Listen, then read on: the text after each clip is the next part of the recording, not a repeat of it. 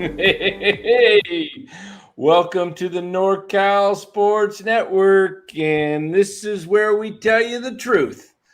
Saying it all year long, telling you this is a 500 team, At telling you best. they can't hit. Bora told you they'd lose 3 out of 4. I Very said well. they'd lose 3 out of 4 a couple weeks ago and only changed it to a split after seeing the Padres beforehand.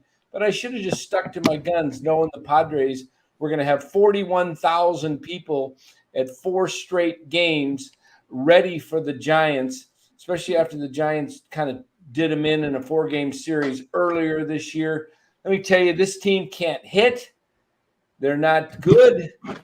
They fool you thinking that this is a good team because they're over 500. I got people all over Twitter telling me, hey, old man, shut up, grandpa. You don't know what you're talking about. Hey, if this is the kind of team you like to watch, go for it, baby, because us true baseball fans get it. This team can't hit. They suck at the plate. They get 0 runs today. They got a challenge in the 9th inning because Bailey leads off and they want to say that Bogarts had his heel on the grass. They're that desperate. Yeah, he had his heel on the grass for a second, maybe right before the windup or right during the windup, whatever it was. He moved forward, and Kapler and his little geek squad catches it, and they have a redo. Of course, Bailey ended up striking out, but that's how desperate this team is that they're going for a little rule violation by this much. The guy's Bogart's heel was on the grass, so we got to play the whole thing over. Unbelievable. What a stupid rule, by the way. Like, what is that? Come on. That's not baseball. Yeah. Neither is the way that the Giants are being managed. That's not baseball either. Or how the Giants are playing. Yeah, exactly. They should get rid of the City Connect uniforms and just wear soccer uniforms because they score about as much. Mm-hmm. Yeah, good point. Yeah. So 1-0. 1-0. So they're 70-67. Liam would have got that joke. Yeah. They're 70-67 now with the Diamondbacks. It looks like the Diamondbacks are about to lose if they haven't already. Let's see. It was 8-4, and it's 8-5, bottom of the 9th. D-backs have nobody on with 1 out. So they're most likely going to stay tied with the Diamondbacks. And if we take a quick peek at the standings here, let me just show you what's happening with Miami. They are moving up. Now the Giants find themselves in a 3-way tie after Arizona. Miami, Arizona, and the Giants will all be in a dead heat with Cincinnati in a virtual tie. So you're going to be looking at the Reds will be a half game behind as well. Or no, not even a half game. They'll be tied. So you got 4 teams essentially, or 3 teams. 1, 2, 3. No, it's going to be 4 once Arizona's finished. No, Arizona, San Francisco, and Marlins. Wait, and Arizona, Cincinnati. 4, all tied, fighting for 1 spot. Because the Cubs will take care of the Giants here starting tomorrow. Don't expect the Cubs got 15 runs today. Expect a sweep. Yeah, don't expect Logan Webb to go in there and shut the Cubs down. I see the Cubs bats coming alive, Giants bats doing what they usually do, and that's not much at all. So I think I told you this road trip was going to be tough for the last month. I said this 7-game stand will be the part that could, really put a dent in their season. It's not going to kill it because the league's crappy. I mean, the Marlins, Diamondbacks, and Reds are nothing to get excited about as far as being overpowering you. Now, the Reds, though, that's a team that has a future. At least they're exciting. Yeah, at least they're playing their young guys and developing them. Giants are playing their old guys. They're playing one young guy. Well, Bailey is the other guy that's got to play. Bailey is a legitimate player. Meckler's going to be a good ball player, but he's overmatched. I mean, you can't watch. He's a AAA player right now. Yeah, if you can't watch this game and say that Wade Meckler, and why are they sticking him out there? I mean, Matos and especially Ramos has been raking since early July in AAA. He's got power, more power than anybody probably on the stinking team. And yet they continue to play guys like Jock Peterson. How about Jock out there in left field today? What the heck was that? That's a ball. Go past, just get past Crawford, and then it goes past Peterson all the way to the wall? This dude looks like Daniel Vogelback. He is. Jeez. Gold Glover. That's unbelievable. He's a beer league softball player. That's $19 million at its finest. Somebody's going to give him about $8 million next year, and he'll probably hit better. Well, how many home runs does he have this year? 14? Something like that. Probably 13, something like 13, that. 14. I mean, come on. This is getting ridiculous. Vogelback is truly obese. I mean, somebody look up Peterson's stats. Here, I'll pull it up right here. They're not that bad, but like Jock Peterson's stats aren't that bad. You don't think so? No, they're not that bad compared to the rest of the team. They're not that bad, but why does for 19 million, it's not good at all. Yahoo! I can't stand. Why does I got to go to Google to get Baseball Reference when I type in a player. All right, Jock Peterson. Mark Graves has 12. 12 homers. All right, so I'm gonna pull Jock up right now, and we're gonna take a look at his stats and see what he's got. Is that up now? Yep. All right. So he's had 289 at bats. He's got 12 homers, 44 RBIs. He's got 71 strike, hitting 242, on base 355, slugging 422, OPS under, it's okay. It's not $19 million worth. It's not $19 million. And that's the problem. If he was being paid $10 million, that would be fine. Yeah. But he's getting paid like a top of the line DH, and he's not performing. I mean, look at his year in 2019. Okay, there's 36 homers. Let me see if I can highlight it. There we go. Look at that year compared to. Wait, come on. Okay, I get that thing out of there. Clear. Wait, all right. 23 and 19. Now, why does that thing come up? All right. You're highlighting a whole bunch of things there. I'm just just highlight 2019. Yeah. Well, I did both, and I was trying to do both. You wind up dragging it all the way down, yeah. Oh, that's what it does. Okay, so that's what you're doing. You just did it again. Yeah. All right. So 19, he had 36 bombs. OPS of 876. That's a $19 million numbers right there. How do you only have 74 RBIs with 36 homers? What all of them were solo shots? Yeah, probably. Yeah. I hate that. I hate guys that don't have a lot of RBIs but have a lot of homers. That tells me who's just like that?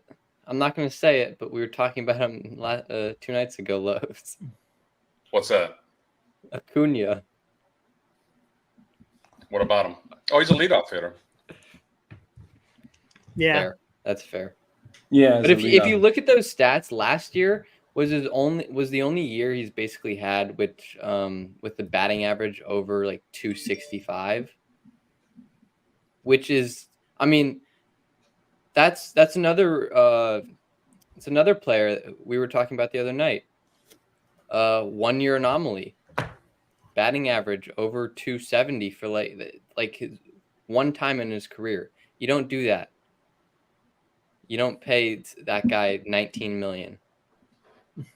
We could go down every roster of every team, and I can pick out 60 to 70% of the roster is overpaid, is not earning their money. Seriously, like we could do the Giants. Like, I don't know about this show, but any show, we can go player by player and say, are they earning their salary? And I guarantee you 70 to 80% of them are not. That's how it is. Yeah, it's a team that's so flawed the way it's put together. I mean, you got so many older vets. I mean, Haniger is just not a $43 million guy. Nope. Conforto's not an $18 million guy. Jock's not a $19 million guy. Flores is their best player, statistically $6 million. That's the best bargain on the team. Yeah, Estrada's under under a couple million. Bailey. I mean, those are your three best players that you got, and then you've got your pitching. You got Webb, Duvall, and Harrison's a bright spot coming. Hey, we said it at the trade deadline. They should just be trading guys and getting younger, getting better. You may, by default, and I said it, by default, slip into that third wild card. I don't see them taking it by storm. They got 25 games to go. And you're 70 and 67. So to win 85 games, you got to go 15 and 10. And you got 16 games, now 15 between the Dodgers, Padres, Cubs, and Diamondbacks. So tell me how out of those 15 games that you're going to win, if you even won 8 of them, you got 7 losses, you're up to 74. Now you still got another 9 games, or 10 games. You got 10 with the Rockies and Cleveland. You got 7 with Colorado and 3 with Cleveland. I'm sticking to the 80 to 82 range, right in there. Yep. And is that enough to see some significant change with the Giants? Probably not. No, they'll just say they were injured. They lost Haniger. They lost Conforto. They lost Yastrzemski. They lost Estrada.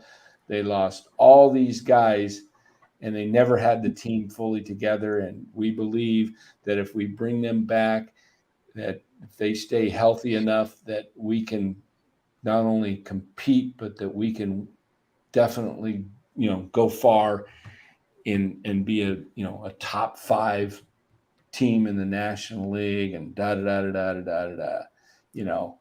Hey, how about we haven't even talked about Cobb, but remember what I said after he threw that no-hitter on that post game? You mean the one hitter? What'd you say? Or the one hitter, or he's on his no-hitter. And what did I say? Is this going to affect Cobb's performance after throwing 131 pitches? He's 35 years old and he's never done that before. Is there going to be any kind of hangover? And there was, maybe not. I said they should push him back. Then day. 2 days ago, you said that. You go, and I told you last night he's not going to have it.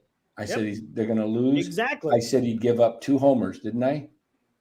I can't remember how many. I know you said I said he'd give up at least 2 homers, and he did. He gave up 1 to Soto and 1 to Machado, and they took him out, in the 3rd inning? 3rd inning, he went 3 innings in. How many pitches? What did he throw, about 75, 80 pitches? Something like that. And those are high-stress pitches. Yeah. So yeah. So we saw it coming. We saw it coming. I saw it coming after he threw the one hitter. You saw it a couple of days ago saying, hey, why not just give him an extra day of rest? So what I mean, I don't get it. I don't know what even after the first inning, I would have, if I was Kapler, I would have had Wynn ready to go even in the beginning of the game, to be honest with you. Just in case, but raise your hand in the chat if you said before the trading deadline Please don't trade Yaz. Please don't trade Cobb. Please don't trade Wade. Yeah. Please don't trade Yeah. Conforto. There was many of you that said, please don't trade those guys. We need them. We need to have them for stretch runs. Veterans are so dominant. Good veterans are dominant. Average veterans are not. So, c'est la vie. Mark says it was 58 for Cobb. What about the offense? I mean, it's just non-existent. 4 hits. Day after day. Yep. What are you gonna do? JD Davis is horrible. I'm sorry. He's not good. Him, I'm a little surprised at. Like he was having a good year, but like we talked about, he's not an everyday player. Because when you get part-time players, you expect full-time salary production, you're not going to get it. You're going to get part-time. So Flores is slowing down, as Dan has alluded to. JD Davis slowed down. Conforto had his nice 2-week run, and everybody got a hard-on for him. And here we are. Part-time players, part-time production. He goes, no, Robert said that. Most of us wanted those guys gone. There is a few other guys in the chat that said there was a lot of guys. Trust me, I was really pushing about trading people, and this was when they were 13. I remember. I have a very good memory. Let me tell you, when they were 13 games over 500, everybody on here, mostly everybody on here, was like, "Oh my god!" I think Mario was still around at that time. there was like 3 or 4 people that was with me. Everybody else everybody else was like, "No, Los, you can't trade those guys. You can't. No, we're in a pennant run. Well, why would you trade them? We're really good. We're really good because they're not that good, and you can get young people to build for the team. And now here we are. So How long do you think it's going to take Haniger to get back to form, or is he ever going to get back to form? Because I mean, honestly, because with when Conforto came back, it took him a good 2 months before he started, driving the ball. Haniger, who knows? How long was he? How many games did he play last year? Not very many, right? Did Haniger have that 1 year where he hit 30 homers? Was that it? Yeah, he had 1 year where he had hit 40. I think it was 39 and 21. But for his career, had he ever hit more than 20? Just curious. Yes. I'll pull it up right here. Let me pull it because here we go again with the 1 year wonders, and people just go bananas over 1 year. Oh God, that's such a pet peeve of mine. God, I miss the days when you looked at the back of players' cards and it's just every year consistent. God, I miss that. You just don't see it hardly anymore. How many people, when Haniger was signed, I want to know how many people were actually thinking to themselves, wow, this is a great signing. This is a great player. This is insanely good value. Nobody was thinking that because he's had some decent years, but he's always injured and he's just not that great of a player. Can you guys see that now? Yeah, he hit 26 in 18.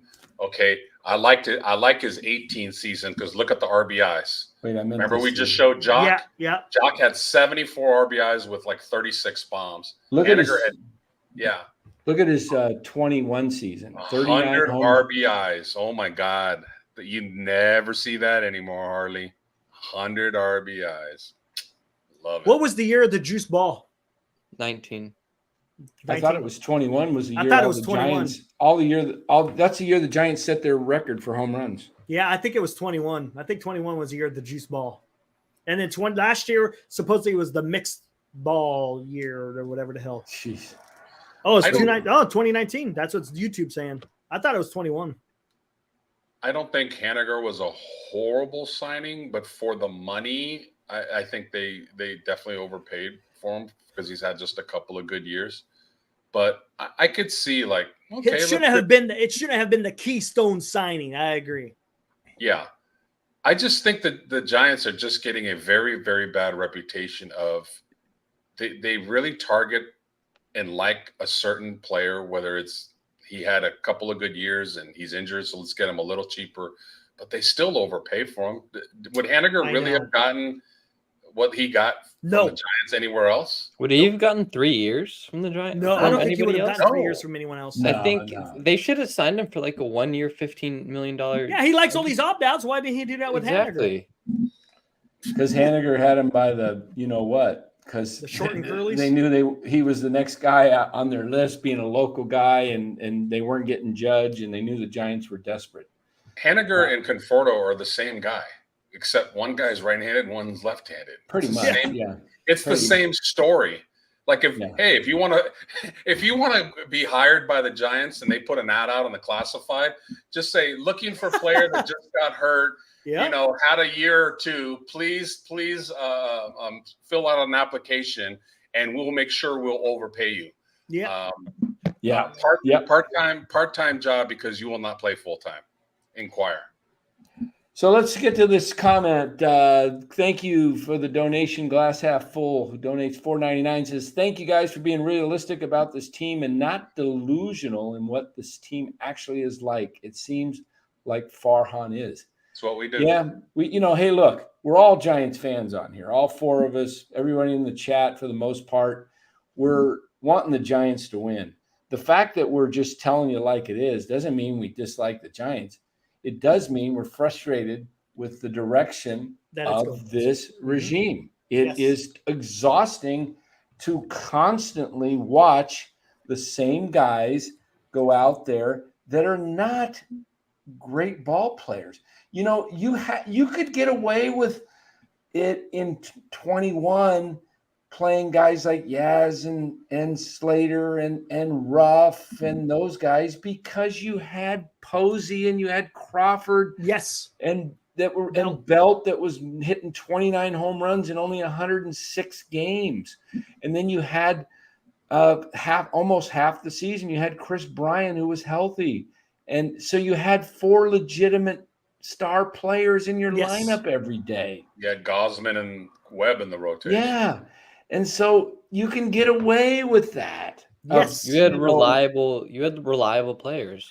You are relying 100% right now on guys that there's not one player on this team in the batting lineup to get behind. And yes, Flores had a super hot 5 weeks or whatever, but that's not Wilmer Flores' norm. Okay. Wilmer Flores is a good veteran ball player that is any playoff contender right now would love to have Wilmer Flores because they can plug him and play him in certain positions and in DH, but he wouldn't start if they got him into the World Series. My guess is Wilmer Flores isn't playing all 7 games of a World Series.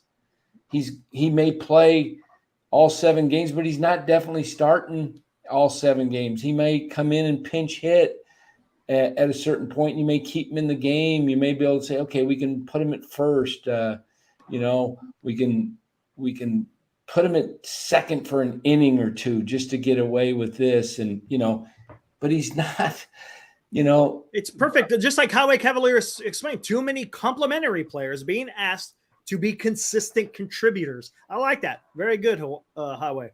Fantastic. Yeah. So exactly Cliff what it is. Martinez, thank you, Cliff, for the $4.99 donation. I second Awesome. that. Thank you, guys. Love the content. Hey, we try. Like I said, we're not giant haters here. We love the Giants. We're just realistic. Yeah. I mean, if we're not homers either. Yeah. If I told you that I thought, hey, this team is stacked and they're going to be, tough to beat, and I love the direction they're going. Yeah.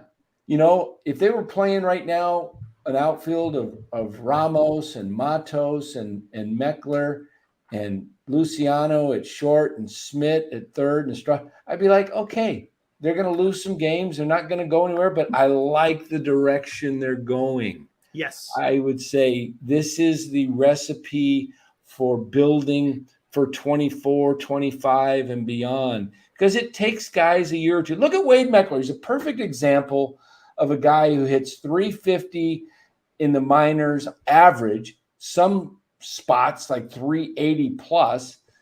And he looks like he is playing high school baseball right now he looks so lost at the plate. A guy who's called 3 third strikes on the corners and walking away, shaking his head like, how could you call that a strike? when it was clearly a strike, but he's so frustrated and overmatched. But that's okay. I wouldn't mind if you were playing him and just kept playing him if you were doing it with the rest of the guys, because isn't it a little weird, Dan, that they're giving Meckler a pretty long leash, but Ramos was because Bats left. It may have something to do. I'm starting to think maybe it has something to do with what Eric said. Maybe he wasn't because he wasn't drafted by Farhan.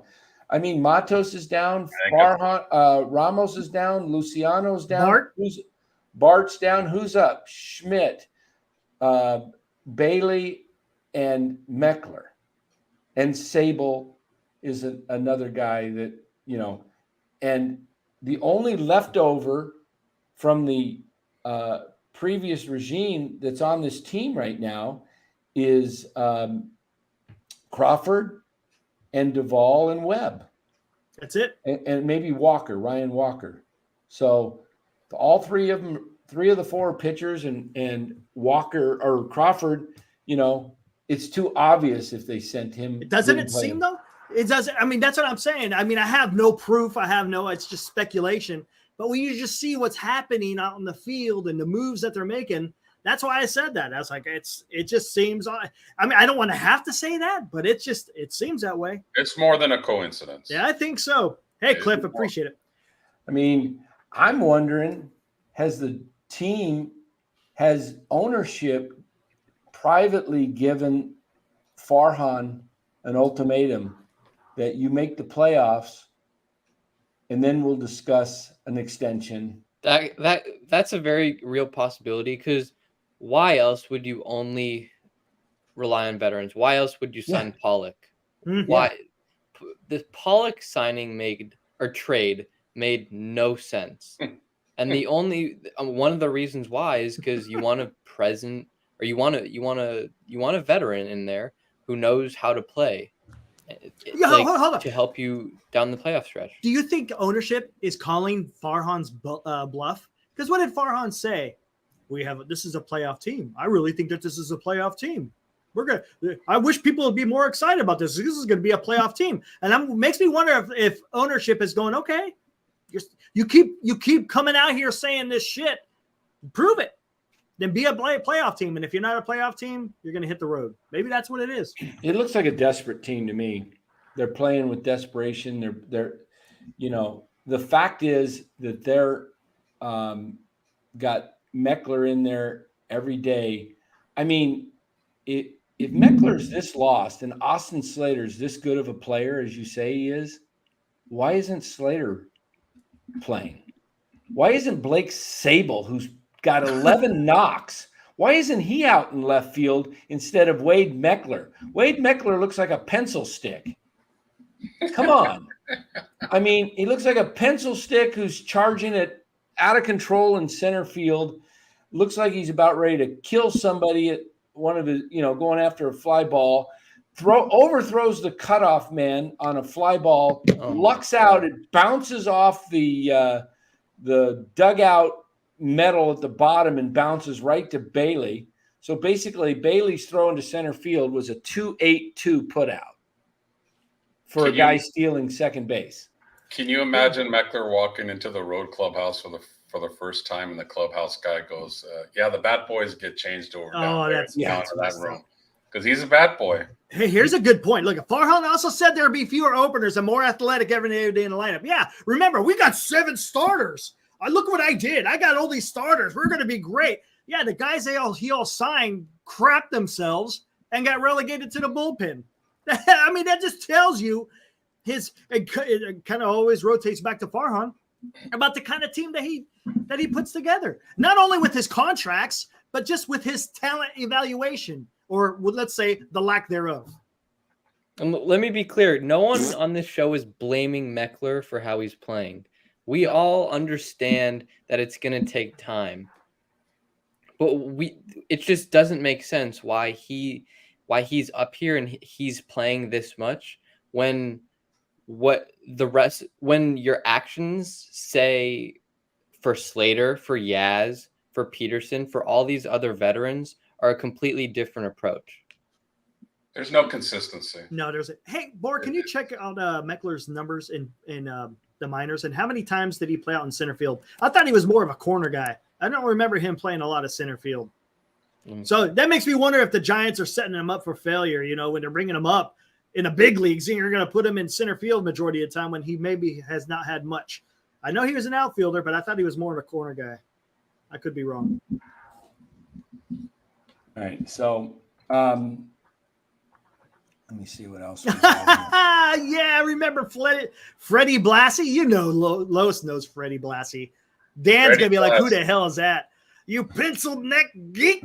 I don't love it. He's a wrestling manager. Oh, way to go, man. Mark. All right, so anyway, he's played 20 games in left field, 23 in right, and 20 in centers. Oh, so it's been evenly. Okay. Yeah. So Never anyway, mind. I mean, this is just, we're beating a dead horse. We're 32 minutes in. Time to get rid of this frickin' hat. Put on my Niner hat. I'll join you. Real Thank quick, you. one more thing. Let's go down the Giants lineup real quick. Wade. Do we have Is to? he what direction is he trending? Wade? Yeah. He's holding steady. Is he okay? He's Estrada, not. He's not what is he doing? going. Kind of holding steady. They're not ascending, Exceeding. but they're not descending like Middle of the drastically. road. Flores. He's holding steady.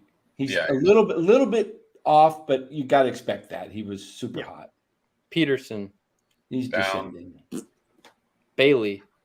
He's holding the zone. Yeah, that's Yastrzemski. He's Down. he's You he's can't. been He out. hasn't played enough. He He's hasn't down. played enough. He's out all the time. Yeah. Down. Slater. Down. Slater's down. JD Davis. Down. Down. Brandon Crawford. Down. Really down. Haniger. Down. Meckler. Down. Down. So I mean that tells you the whole story. Nobody's of these guys ascending. are trending in the right direction. They're Nope. all going Yeah. downhill or steady, Or maintaining, staying yep. steady. Very good to exercise. I like that, Bora. Very nice. In secure money terms, a lot of Giant stocks are going down. There we go. Oh my gosh, I True love it. money. That's right, man. You, Let's hey, have Always, tell you always what, if you want your money to not go down, give me To a call. I can guarantee that your money will never go down in the market, only go up. Okay? Never down. Never That's- down. That's a good 925-628-9966. There you That's go. what I Hey, do for- glass house. Speaking of That's money, what I glass do half for. full. Hold on, I'm still finishing my dang Oh, commercial. go for it. Come Go on. for it. This is going to go along with the commercial. Serious guys, this is what I do for fun on here. Okay, but I make my living helping people's retirement and help them not lose money in retirement years, but grow their money. And Lowe's can do the same for you with your money by making it work better for you. Looking for a mortgage or anything that your parents, your grandparents want to get into a no payment type loan where they could live in their house, get rid of their payment and live there for as long as they're alive without making a payment, even pull money out and not have to pay it back. How's that? Yep. Have your cake and eat it too. And oh, by the way, I do personal loans as well. Nothing to do with mortgage, nothing to do with a property. If you're hurting for money, There you go. And glass half full. Speaking of money, minimum- $5. $5. Glass half full. Thanks. As a matter of fact, you know what? Why don't you send that $5 to Dan? He can make it grow for you, right? There you yeah. go. How about that? Instead of super chatting, which we appreciate, send that money to Dan. He'll make it work for you. Glass half full. I'm all fine money. with the super chats, okay? let's not kill the super chats. Well, I'm saying he could send it to you. No, but if He glass is half, sending it to me. You know, yeah, I guess. if glass But- half full had gotten with Dan, he would have turned 100 to 200. Yeah, exactly. He could have Yeah. still done the 100 in chats and still had $100 left over. And if you think about it, all that money goes to Dan. Well, I shouldn't say goes to Dan, but it helps Dan, but you got, YouTube taking a cutoff as well. But Yeah. anyways, he's saying, let's get to his comment, then we'll finish this up. Glass Half Full says, I'm starting to think this is who Farhan was in LA, but they had Friedman to make the final call on trade. Absolutely. You talked about that, Dan. You talked about, is there anyone that Farhan has to answer to? You asked, you posed that question about a month ago. Yeah, he doesn't have anybody to answer to right now, really, as far as making executive decisions. I mean, as far as him, if he wants to go ahead and make decisions on, finances, he may have to get ownership approval, but to DFA players and make certain trades, no. That's a good point. Nobody to answer to. Hey, question Eric, that Mark Grave has there we go. Mark Graves, what is the minimum investment, Dan? It's usually about 10 grand for most of the companies. Some of them are like $5,000, Mark. But I could tell you this, guys, this is a great way to protect your money. And some of you if you've lost money in the stock market, I can get you a 16% bonus in California. I can get you up to 20% in Arizona. So in other words, if you had 100 grand and you lost 20%, you're down to 80,000. I can get you a 16% bonus and get you right up to, in California, up to $96,000 off of a $80,000 investment. If I did that right in my head. That's really good. No, 92.8. I'm sorry, 92.8. So 16%. Yeah, so I can get you money, part of it back if you lost money in the market. So give me a call again, or Lowe's for if you need money. If you don't have enough money and you need more, call Lowe's. If you want to protect the money you got, give me a call. Yeah, and grow it. It's a double header here. You call me to get the money, and then you give it to Dan, and he'll flip it. So. All right, so we all got our Niner hats on. Both Los and Bora got the same hat that Buster chewed up of mine. I've been looking for another one. I got to order it. Shoot, I had that. That's my favorite hat too. Eric, that's the Jim Harbaugh hat. You got one in the closet? I gotta have to buy one. That's the Jim Harbaugh hat. I'll have to buy one half off like Dan does. There you go. That's the Jim Harbaugh and Mr. Brock Purdy's dad wears that hat. So let's get into some 49er talk, because the Giants is a sinking ship, and we'll be back with the Giants, as usual tomorrow. Tomorrow being Labor Day, Giants have an 11:15 game. So, you can look for the lineup when the computer spits it out about 9:15, 9:30 in the morning. Gabe has no idea what Farhan's going to come up with for him, and the little geek squad that plugs everything into the computer. They got to plug everything in and hope there's Wi-Fi connection so they can figure out their lineup, because there's no way they can actually mentally figure out a lineup by just looking with the eye test. So anyway, let's get to the Niners. What do you guys think? We're a week away tomorrow, or a week away from today for the opening game in Pittsburgh. Doesn't look like, even if he signs this week, Nick Bosa will be much of a factor in that game. Even if I disagree. I think if he signs this week, he'll be playing, because his training facility is like super secret training facility in Florida.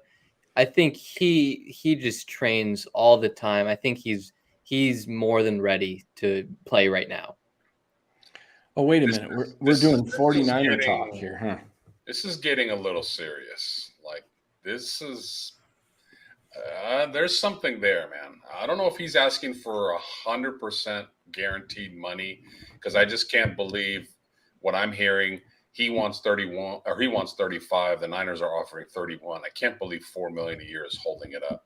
There's something else there. So this is getting a little bit dangerous. And like I said, those first-round picks are out there. I know some teams will give them, and an established player. But like you said, this is a common thing that happens with the Bosas. They hold out. Yeah. Right. So Has anybody seen what USC's quarterback is doing? Caleb Williams? That's a franchise quarterback. But, Shanahan won't scout him. He wouldn't be good on the 49ers with Shanahan anyway. Yeah, because Shanahan has to be the star. No, yeah, and he's not the win. best at playing in rhythm. He plays off structure a lot. And all Shanahan wants is quick throw, screen throw, timing. Yeah. He wants a conductor. Yeah. He wants a simple conductor to run his offense. Ranger and Mark make a good point. You could train all you want, but you got to get used to getting hit and having that physical contact. That's totally different than just working out. Hey, look at the studio changed. Had a studio change. Changed the background. Look at that. Just flip of the button. A rotation of the laptop. Camera? Of the laptop. There we are. So we went from Who thinks Gabe and Kyle share pork chop recipes? Oh man, that would be an interesting conversation. Shanahan and Kapler. Hey, Mark, good point. Yeah, Jones with Kansas City's having issues too, right? He's holding out, right? Each side is waiting for the other one to sign. Yeah. So then the next one can make more money. It's how it always works. Yeah, because those are the top two defensive linemen in the game, I would say. Jones is going to say, I've won 2 Super Bowls. In fact, I went head-to-head against Bosa's team, and I beat him. Bosa's going to say, and his agent are going to say, we're the reigning defensive player of the year. We deserve more money. So neither one wants to sign first because whoever signs first loses leverage. Whoever blinks first. I don't think Chris Jones gets to be the highest paid player, though. Jones signs I don't see it. If Jones signs for 33.5, Bosa will sign for 30. I can't see Jones worth it. How old's Jones?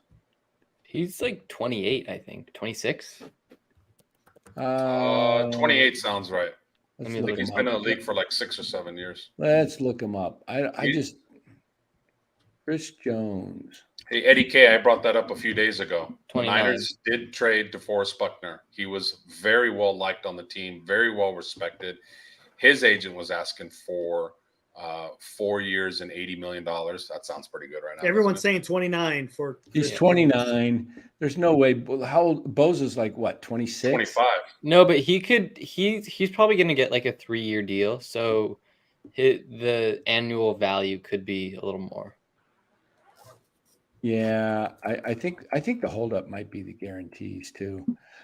Nick Bosa is 25. Yeah, I mean 29. You're at the end of your football career as a defensive tackle. You got about 2 years. I wouldn't give Chris Jones that kind of money. I wouldn't. No way. No way. Not at that age. You're setting yourself up there. Yeah. I love Bosa. When he came out, I absolutely wanted him over Quentin Williams. Hey, the Chiefs won't mess around. They'll just they'll trade him. They've already traded. As much as I love Bosa, I don't know if I would give him $35 million a year. I don't know if I would. The point with saying Bosa will not get a 3-year. I think he's getting a 5-year. The point with Bosa. Buckner is though they traded him before the draft and they drafted his replacement immediately. This is the beginning of the season, so if they trade Bosa, I think they're going to want they're going to want the picks, but they're going to want a pretty good player to help them in this season now. Yeah, agreed. I don't just want, me personally, 3 first-round picks. I want an established player, he's a pretty good defensive end to fill in that gap because I think this defensive coordinator is going to blitz a lot. And that's how they're going to generate pass rush. Remember, they got Javon Hargrave from the Eagles. He's a pass rusher. I would love to see him and Bosa next to each other, but I'd take that kid from Houston, Will. What's the last name again? From Alabama, Anderson. I'd take Will Anderson, and they don't have a first for next year, but I'd take their second and their 2 first, 25 and 26. Keep this thing going. Got to keep building for the future. Plus, after that kind of replenishes what you got. But I don't think Houston would do that. But Bosa's arguably the best player in football. I mean, definitely in defense. I didn't like the Niners letting Omenihu and Jordan Willis go. Those were two. But did They don't have depth. That's the did thing. they re-sign Jordan Willis? He got cut by the Raiders. Who signed him? He did. Oh, the Niners should jump on him. He's better than Kerry Hyder. He's better. Oh, they re-signed Hyder and no, please. Yeah, God. Jordan Willis is available unless let me look him up. He might have got picked up by somebody else by now. You know, this is going to be a controversial statement. I think Fred Warner is about that close to being as good as Bosa. And hear me out. Warner does everything for your team. He covers, he plays against the run, and then when they blitz him, he gets to the quarterback. He's the defensive captain of the team. He's the motivator of the team. He is a bargain at $17 million a year. Fred Warner is a complete stud, and I'm not saying Bosa is not, but I think Warner is just about damn near as good as Bosa is. And I agree, and I think his value this year is going to go. His value is even. If they lose Fred Warner, and I'll tell you what, if they sign Bosa and they lose Fred Warner, watch that defense drop, and everybody's going to say, "Well, they got Bosa. That solves everything." No, it doesn't. Fred Warner is an absolute stud. But you definitely need the pass rush. You can't if you don't. You can have great linebackers, but if you don't have any pressure on the quarterback, it does. No, I agree. But that's what you got Hargrave for. Yeah, but Hargrave's going to put pressure up on the middle. But you look at they had Hassan Reddick, Philadelphia. So, I mean, they had that was a great guy signing. on the edge coming. You know, that was a great Reddick wasn't he with the? He was here with the Cardinals, wasn't he? Hassan Reddick? Wanted him so bad. When he was a free agent, I wanted him so bad, and he signed for nothing. He signed on the Panthers for like a 1 year and like $10 million deal. And then that was like his prove it deal. And then he went to the Eagles on even like he's a bargain. Who's that? Reddick. How much did they get him for? The Eagles. Cheap. Wasn't about 12? He had 16 and a half sacks last year. Like again, that's another miscalculation of the night. Hassan Reddick played in the division. Like you see him twice a year. You know how good he is, and you let him go to the Eagles. Like I said, man, 3 year, $45 million. 15 million a year. That's unbelievable. That's a holdout coming. How many years has he got left on it? One. No. Yeah, one more. One more year Pretty after sure. this. If he has a great year this year, he's going to hold out. Good. Who's that? Reddick? Yeah, I would. It's like I'm not playing on a lame duck 1 year contract. If I get hurt, I won't get another one. That's your only leverage in football, because they're not guaranteed contracts. Like I would never want to be like franchise tagged. Because you get franchise tagged, you don't have the opportunity to get your big payday in a multi-year contract with, you're stuck you're owned by the team. Talk about, you're eligible for free agency and they can stick the franchise tag on you and you don't have any leverage. Your only leverage is I'm not playing, because I think it's better to personally, if you were asking a money guy like me, if I'm 24 years old, like Jonathan Taylor, and I get, I don't get a contract coming and I'm going to get a franchise, I think I'll sit out a year and get my legs really, really fresh and go get my big 3-4 year contract with, 50, 60 million guaranteed versus go out there for 1 year on a franchise tag. I blow my knee out. Nobody wants me and I'm done. So I don't like the franchise tag rule for the player's purpose. Mark Hope. Thank you, Mark Hope. You give us hope. Donating $5. Gentlemen, can the 49ers afford Nick Bosa? I think not. And people talk about signing Brandon Ayuk too. They can Wow. afford him for this year. They can There's afford him for no this cap year. space now or in 24. And what if Purdy wants money? Yeah, because Purdy will be entering his Nick Bosa year next year because he's entering year 3 of his 4-year deal. Nick Bosa's right now entering year 4 of his 5-year deal. So it's really. Are the Niners going to do what they did with Jimmy and make Purdy the highest paid quarterback in football? Is that what it's come to? We always have to be the highest paid, even though you don't have the resume that other quarterbacks do.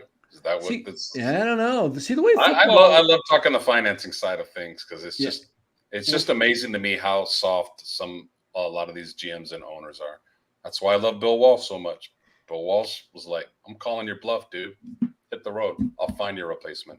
Yeah, I love that about Walsh. Hey, and he did most of the time. When you look at a football roster, there's 53-man roster. When you get somewhere around 40 to 53, all those last 13 guys are pretty much interchangeable. They're like neck and neck between, a guy who gets cut, who doesn't. Like Marcelino McCrary Ball got picked up by the New York Jets on their practice squad. 49ers wanted him. A lot of people, including Larry, thought he would make the 53. He's that close to the guys they kept. They drafted the 2 rookies and kept those 2 rookie linebackers, Graham and who was the other one? You guys remember? D. Winters, that's right. Love him. Winters and Graham and McCrary Ball, flip a coin, and you would even the guys that they had to let go, the young cornerback, what was it? I'm forgetting the guy's name. Jameson, right. Oh, that pissed me off. Yeah, Jameson and Il Manning, that pissed me the most off because what is the point of keeping Zakelj? He's not good. He's not or good. Or Ambry Thomas over Jameson. Jameson can return punts and kicks. I know, he's a great punt returner. And he was playing really good in camp as a corner. Arizona is picking guys up. They picked up what? Did they pick up Jameson? Or who picked up Jameson? Carolina. Oh, that's right, Carolina, and then Arizona picked up Manning. Mm-hmm. He's going to be a good player. But a lot of those guys, it's a matter of Zakelj can play center. And that was the determining factor, I believe, because if you just looked at it at tackle, Feliciano's. But there's that possibility of guys going down. I mean, guys go down constantly, and you got to have interchangeable parts. And they probably thought Manning, they might be able to slip him through. It was a gamble. They knew that their intelligence told them out there that. Zakelj would have got picked up right away. A lot of people like Zakelj. He's got a lot of toughness to him. You know who I couldn't stand on the roster moves is, once again, Ross Dwelley and Charlie Warner make this team. Like, they are just... Well, it's because Latu has got a meniscus. Well, the thing with... I don't get the Warner thing. I don't think you need 4 tight ends. I think you're good with 3. Dwelley plays special teams, though, and he's a pretty good special teamer, so I can see that. And the thing is, a lot of guys because of special teams. I don't think Dwelley has ever dropped a pass, like, in his career. I'm pretty sure that's a stat. He only gets like 3 catches a year. I hope. No, I know, but like in his whole football career, I'm pretty sure he's never dropped a pass. And they're keeping these guys that they don't utilize. That's the problem. That's the big problem. They don't utilize them at all. Well, Dwelley can fill in at Huschek's position as well if Huschek's down. So can Willis, who's better than him, the rookie tight end. Yeah. Did they get him? They keep him on the practice squad? They kept him. Oh, good. No, they kept him on the 53. They did? Willis? Yeah. Oh, okay. So he was the 4th guy. Okay. So they got so next year is probably going to be, Kittle may be gone next year. I would have rather kept Jameson over Dwelley or Warner. I don't need 4 tight ends. Corners are very valuable. That kid is going to be good. They're fortunate Coletto didn't get picked up because Coletto's their future Huschek. as long as Kyle's running this offense, they're going to need Coletto. I bet you this is Juszczyk's last year. The Niners didn't learn their lesson when they let go of DJ Reed. They regretted letting go of him. He went to Seattle, played well, and now he's with the Jets. They regretted letting him go, a young guy, and they did it again. They didn't learn. They did it again with Jameson, over keeping Kerry Hyder Jr., who had 1 sack last year. He was like 33, 34. Yeah, they're very San Francisco Giants like. Oh, let's keep the veterans who don't do nothing, and let's get rid of young guys with promise. Yeah, Eric L brings up a point here, $4.99. I was thinking of this today. We finished up with 12 guys in the fantasy football league. We could do another league, maybe just even $25 with 25 times 12 would be 300. You could give 200 to the first place, 75 to second place, and 25 to third place. Get your money back. Does that sound good to anybody in the chat? We could put together another league, 12-man league, $25 entry. And if you guys want to get in it, we'd need somebody in that 12-man league to run it, though. Have to be a separate league. But if you guys did we miss MF super chat? It was just a donation. There was just a donation. Where'd it go? Look at in the start. Right there. There we go. Start. Yep. All right. Thank you, MF. MF. Thanks, MF. Thank you very much. Is Appreciate MF it. in the fantasy league? He is, and I'm gonna whoop his ass. Oh, listen to this guy talking. Looking forward to beating you, MF. I'm telling you, man, we got to get some going. We got to get the juices flowing in this league, man. You know, if you look at the 49ers next year, it could be a completely different team because Kittle might not be back. Juszczyk might not be back. Trent Williams might retire. And don't they have an out on Eric Armstead? I hope so, because he's not worth 17 mil. He's not, and I'm pretty sure they do. So that's 4 of your main players. Like let's go, 4 let's go. Of your captains that could be gone next year. Yeah. Yeah. This is another guy they let go was Marcelino Rubio Ball. That was Marcelino McCrary Ball. Yeah, McCrary Ball. Rubio. Yeah, what I say, Rubio. Hey, get it right, Stripling. Come on. Come on, Elliot. Jelly. Down, yeah. What else we got? Give us another one of your names. Dijong. Our public address announcer, Carlos de la Punte. Yeah. I thought about when who was the PA announcer for the Giants before Rennell? Sherry Davis. Sherry Davis. It was a lady. Sherry Davis. Yeah. When she left, I seriously considered. Thanks, Eddie. Applying for that job because I have a deep masculine voice. It would have been good, but I would have messed up those names. I gotta play this one. Look at that. Eddie throwing some shade at Eric. It's all good. And let the shit talking begin. Eric, let's go. Eric, you suck. Oh man! Thank you, Greg. Thanks for joining, keeping us. Woo! Greg, there we go. Yeah, that not. Giovanni Villegas. I'm sorry, we're not going back to Giants baseball today. We'll be back tomorrow, but Niner talk is a little bit more enjoyable right now. Maybe the Niners might not win the Super Bowl, but the Giants sure as hell aren't win the World Series, and more likely. Well, they're not. I know the Niners aren't, or the Giants aren't winning the Super Bowl for sure. But I take the Niners' chances a lot more than the Giants for sure. Hey, isn't the waiver moves going to be a little bit different though? Isn't there like a price to it or something? Isn't that what? Yeah, you get $150 Yeah. You have to put in money for it. Yeah, so.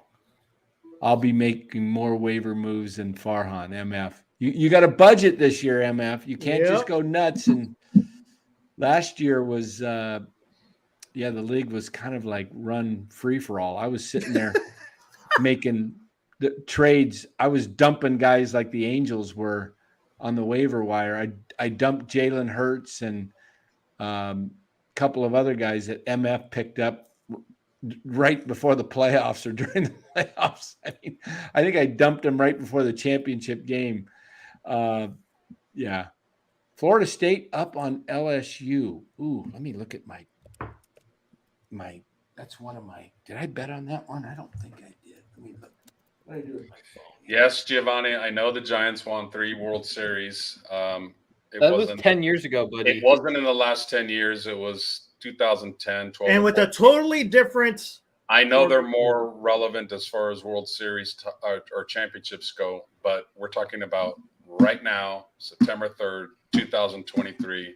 The Niners have a better chance to win a championship than the Giants do. Will they? I don't know, but they have a better team. They actually have superstars on their team. The 49ers to talk about is just more interesting because you have star players and you have controversy. You have a bunch of controversy surrounding the whole team year round. You would rather talk about Mike Yastrzemski over Nick Bosa. You're on an island, buddy. Good luck with that. Rather talk about the Niners right now at this particular moment. They're more interesting. They're more relevant.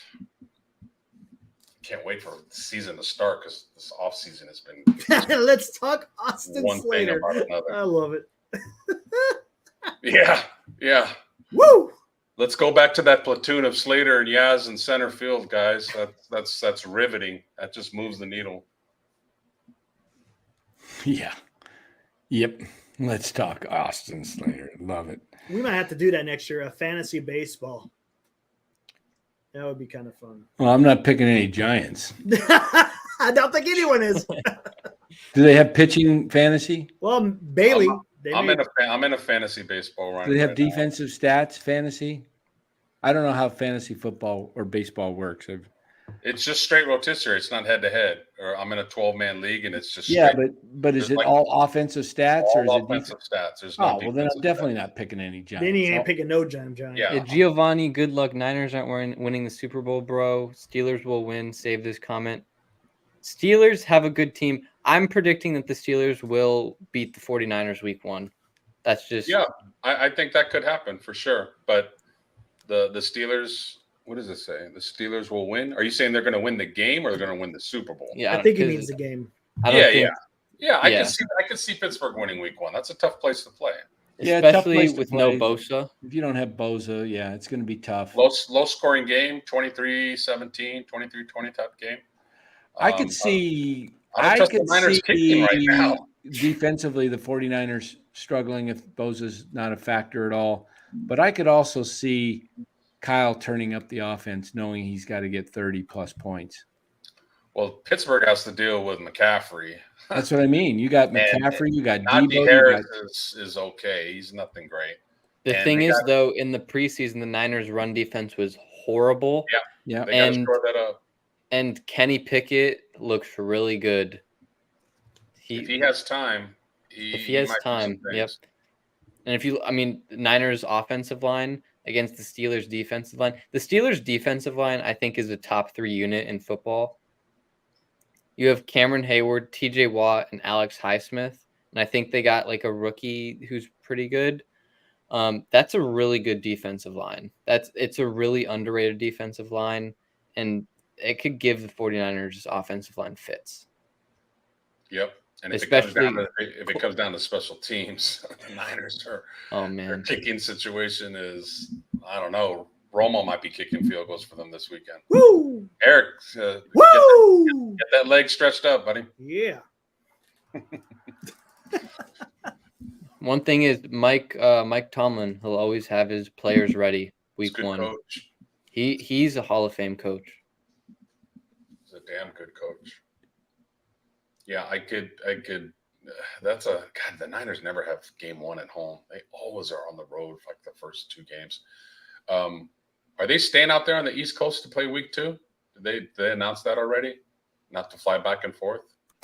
Do they play someone? Week 2, they play in LA. Oh, okay, okay. I think it's later in the year they have that double back to back. Yeah. Hey, did you, speaking of the getting back to the Giants game today, did you guys see that foul tip that the Camposano took? Oh, right in the Ugh. what nuts. That's was one that was awful. just directly. Yeah. Isn't that can't what really- Kruk always says? Right in the what nuts. Kruk was saying, I don't think he's going to be able to continue, and he was right. He Yeah. was right, man. That makes you so nauseous. Worst feeling. They are MF. They are wearing a cup. It's really the cups don't. It doesn't do much. I'll tell you that. When it's that hard. Forget about it. And that's why if you want to get to the major leagues, become a catcher. It's the quickest way to go to the majors. By the way, here's a history lesson. Dan, has there ever been a left-handed throwing catcher in the history of baseball? I think would there's imagine one. there's been one, but I I think there's don't know been who it is. Has there ever been a left-handed throwing third baseman in the history of baseball? I don't think there has been a That's an interesting one. I know You're talking about major leagues only, right? I mean, I know we're segueing back to baseball, but it's not Giants. It's just baseball. Like there's just some things like why does a catcher have to be right-handed, and why does a third baseman have to be right-handed? What about second baseman? Why does second baseman have to be right-handed? Yeah, for that matter. Or shortstop? Why do you have to have everyday players? Yeah. No, think about this. If you're a left-handed throwing third baseman, your glove is covering down the line, right? Right. So you're covering doubles. I would think that, there's a lot of left-handed throwing baseball players. Why aren't they playing? But I think you got to rotate to be able to plant and throw, right? Not necessarily. Like you grab them, if they're down the line, but you got to turn around because the You have momentum is taking. whether But you're left-handed, but you're having the backhand balls that are hit toward short. whether you're left or right-handed, like you have to have a good arm to play third. Yeah. But that's always intrigued me. Like there's no left-handed throwing catchers. I know it would kind of look awkward. We're just so used to it, but there's had to be one. Ranger 49. Fergie Malone was the first ever lefty catcher. There you go. Bubba Rad Lowe says, there ever been an ex-Dodger that was good on the Giants? Yeah. Yeah. Hey, you. Reggie Smith. We're saying the same thing. Dusty Baker was just kind of late in his career, but he was a good pinch hitter. Candy Maldonado was a hell of a Giant. Yeah. With that used to play for the Dodgers. Who else? Those three come to mind. What? Not Jock? Believe it or not, is it true Jackie Robinson went to the Giants, but he never went to the Giants. Giants. Was traded and he was he traded retired. to the Giants and he retired instead. Yeah. Man, that's loyal. I respect him for that. That rivalry. I respect him for that for sure. What was the question? Former Giants and Dodgers players? Former Dodger that was a good Giant. Did they have to go from the Dodgers to the Giants, or could they have gotten? Yes. Okay. Yes. I tell you who was not a former Dodger that was in the Giants is Farhan. He doesn't qualify. Oh, gosh. Yeah, that's why a lot of people say he's a spy. Or Kepler. He's a plant. Oh, Brad Penny. Eddie. Nice. So, yeah, Hershiser came to the Giants. I don't think he came from Cleveland, I think. But that's a good call. Oral Hershiser. Yeah. They had let's keep it. I'll keep it G rated here. I won't get into my Dodger names that played on the same team, but I'll tell you who's another ex-Dodger that's not a good Giant is Jock Peterson. Yeah. Yeah. Ted Mosby, Kepler. Hey, you know who does the Alex Wood River Cats in Stripling? Yeah, Liam, right there. You know who does the River Cats commentary on the TV side? Yeah, is Steve Sachs. He's from Sacramento. Grew up there, and a lot of ball players come from not only the Bay Area, but the Sacramento area. And the Dodgers seem to get those guys. They've got Outman from Sac State. They Reese Steve Hoskins. Finley. Reese Hoskins is another Sac guy. Yeah. Dustin Let's look at Pedroia. this. Yeah. Look at this. Go back to this Niner deal when we look at the team itself. So you got McCaffrey, then you got Mitchell, and then you've got TDP, and McCaffrey. No. Other four. Jordan Mason. Mason. Thank you. Gosh, I got to have. I'm doing this all by memory, and I can't pull up the roster. But those are four pretty good backs that you can rotate. Mitchell will be injured by week 4 at least. No. Let's see what draft pick. What pick do you guys got in the draft in our fantasy? I got 8. 8 and Eric's what? 9. And you're 11. 11. Okay. Oh, good. Eric, you're 9. Oh, All that's right. beautiful. Well, Right by me. So if you want McCaffrey, if he's around, he's Say hello to my little friend. he's not going to be around past pick 5.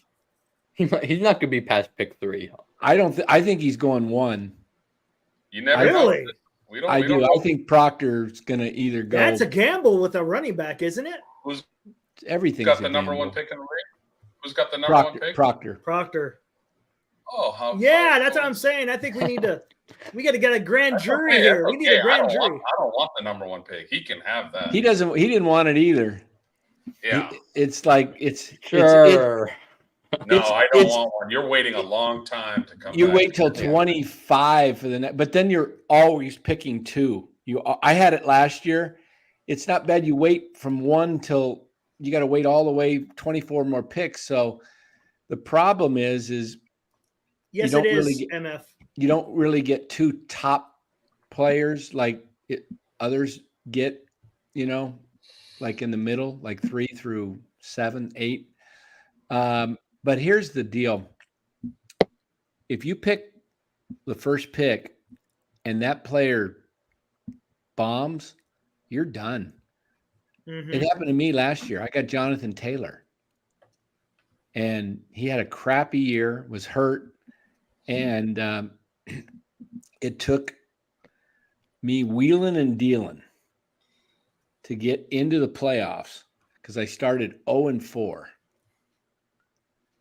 But because of the bright mind and the tactician that I was able to pull off trades when guys Could you were do half it with asleep. the amount of money you have now to do it? Would you be able That's to do it? trades. That's waivers. Oh, your trades. Okay, gotcha. I was making some trades. And the draft order is out. Yes, MF. Let me tell you where you're at. You are, I'll tell you, MF. I might have to pick a quarterback with my first pick. Yeah. MF, what's the name It's of a his 2 quarterback league, right? Yeah, Mhm. what's the name of MF's team? MF. It's MF. He changed it. I don't see an MF in there anymore. Oh, did he change it? What's the name of your team, MF? It was just MF, but Free Elliott Ramos. is that who he is? Oh, you're number 3. You got a good spot. Oh, nice. You're third. You're third, and then round 2, you're 10, and then you go back to 3, and then you go to 10. The schedule's out too. If you look at the schedule. Yeah, the schedule's out. Who you playing first game, Eric? Who, me? Truck. I'm playing Truck. Truck first game. That's a loss. How do you see the Who's schedule? your second game, Eric? I don't know. I didn't look. I Take a look at the schedule. I want to Take- see. 1 week at a time here. Let's see. You're 0-1. I'm just giving you a little heads up here. You think so?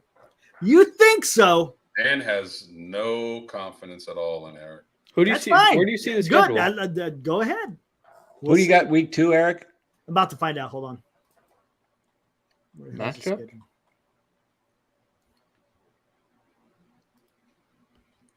No, Eric, you probably do all right. Just let the computer pick for you.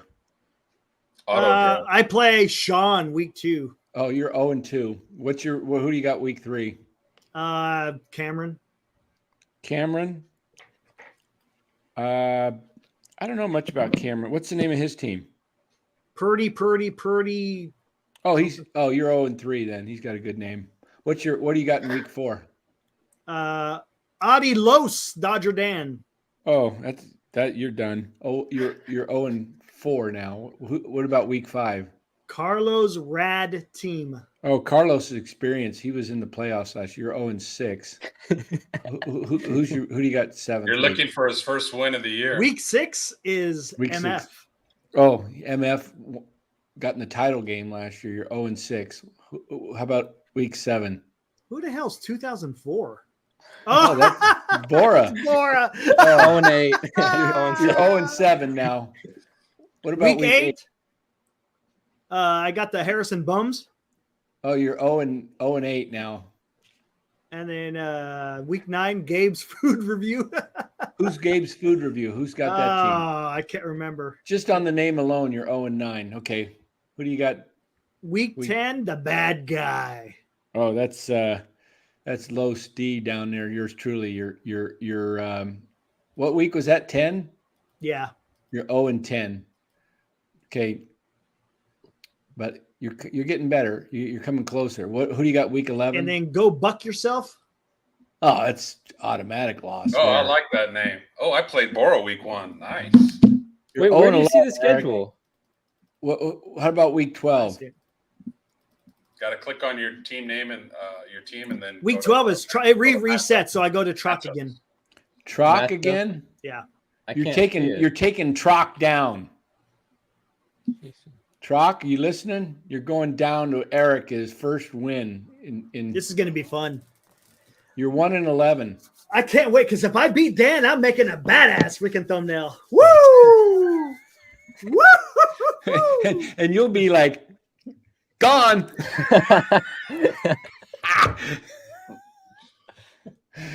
Just later. If Eric beats me, I don't know what the heck I'll do. That could be the most humiliating thing to happen in my If I beat you, I'll never come back on the streaming. I'll be done. I'll just say Bora, See go ya, all the way guys. down to the bottom I'm out. and click matchups. Yeah, it does. Look, it's just. And then just go I to was able to see it. and then the Go on drop the down computer. box up top, it says week 1. Yeah. Click it, and then it should show your matchups. Nothing's showing up. Oh, you can look on the team and you see all your picks, what picks you get in the draft. Like, Yeah, it doesn't show that for me.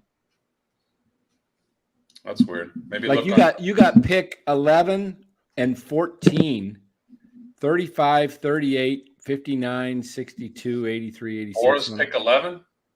Yeah. Let's see what Farhan's got. Pick 9, 16, 33, 40, 57. Eric is right between us. Bora at pick 9. Don't Uh-oh. be taking no kicker in the second round, Eric. Yeah. Jake Moody. Jake with Moody. your second Woo! round pick. Yeah. There are no kickers in the league. Oh, Yeah, that's I know. right. That's right. That's Yeah, right. that's What am I saying? No kickers. Oh, shoot, Ted says, Dan, if Eric beats you, you have to revisit game day experience. Yeah, that'd be my punishment. That'd be your One punishment, year, right? 1 year of game day. No, that's too much. That actually Much might too not be too much of a punishment watching game day versus watching the Giants. I don't know which one's more boring. If you lose to Eric, you have to go to Gabe Kapler next year in spring training and get a pair of underwear signed.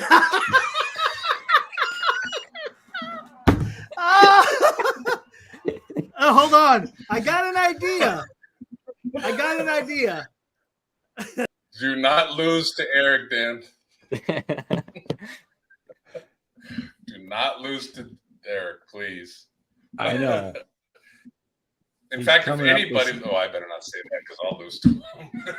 All right, if you're on your phone and you want to see the draft order, you go to league, then you click Hey, page, and that's it. Ooh, I play There Dan. it I played there Dan it week is. 2. we got rid of this guy.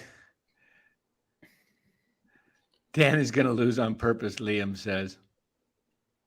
Week 2, it's too bright. Week 2, the bad guy versus Harrison's heroes. That should be a riveting matchup. The two elder statesmen of the show. MF says he's an assassin in waiver claims. Eric's working in the background trying to come up with something. If he comes up with something too strong, he might just get adios. He might just get arrivederci, not a Chichari. He may get arrivederci Romo. That'd be a good team name for you. Arrivederci Chattore. Huh? That's your catchphrase. That's your catchphrase. Huh? Yeah. I like it. Arrivederci. Yeah, maybe. Arrivederci Chichari. Chattore. Damn, you know what I probably should do? I probably should change mine to woo and just put a picture of Ric Flair on there. There you go. Yeah. Yeah. It doesn't have to be sports or football or baseball related. Like mine is because I love Scarface. So that's why You know I what? call I'm gonna take a myself gander. the bad guy. You need people like me. So have fun with it. Yeah, I like that for you, Dan. Arrivederci. Do you know how to spell it?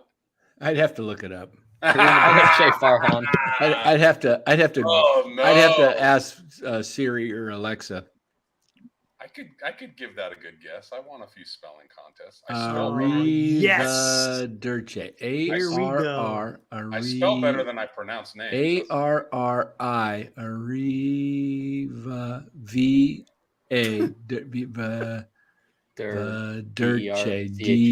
Oh, this is gonna be D-E-R-C-C-I. I think it's a E, not a I.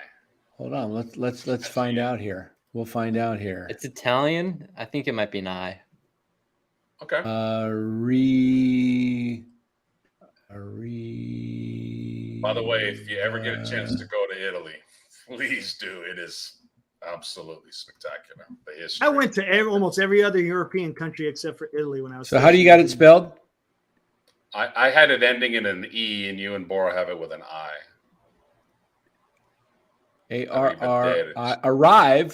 Arrive Dirce. Did I get it right? A-R-R? Yeah, I think you did. No, you said CCI. Did I at the end? Two Yeah. C's? Okay. I couldn't remember what the heck I. And the second word, do you know how to spell that? Chachare? No. Chattare. C-H-A. Cha- C-H-A-R-E. C-H what? C-H-A-C-H-A-R-E. Chachare. A-R-E. A-R-E. Chachare. Nothing's coming up. Okay. I'm 0 for 2. I don't know. Shit, I can't spell or pronounce. Hold on. Let's ask what's her name? Hey Siri. How do you spell Chachare? No, not Charde. Dumb. Hold on. Hey Siri. Spell Chachare. Look at Here's what Will's I found. comment. Cha-cha. Come on. All right. Forget that. No way, Marco. No way. And Lex Luger will have nothing to do with my name. Ah. Hey, does anybody Will B's in the house. He's in the fantasy league. What did Will? What's your name? What's Will's team's name? Let me find out here. Will, what's the name of your team?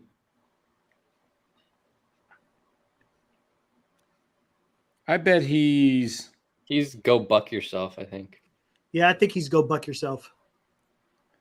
I like that. okay. He must the Buccaneer fan. maybe. Yeah, he's a Buccaneer fan. Okay. Who was it? Will. It was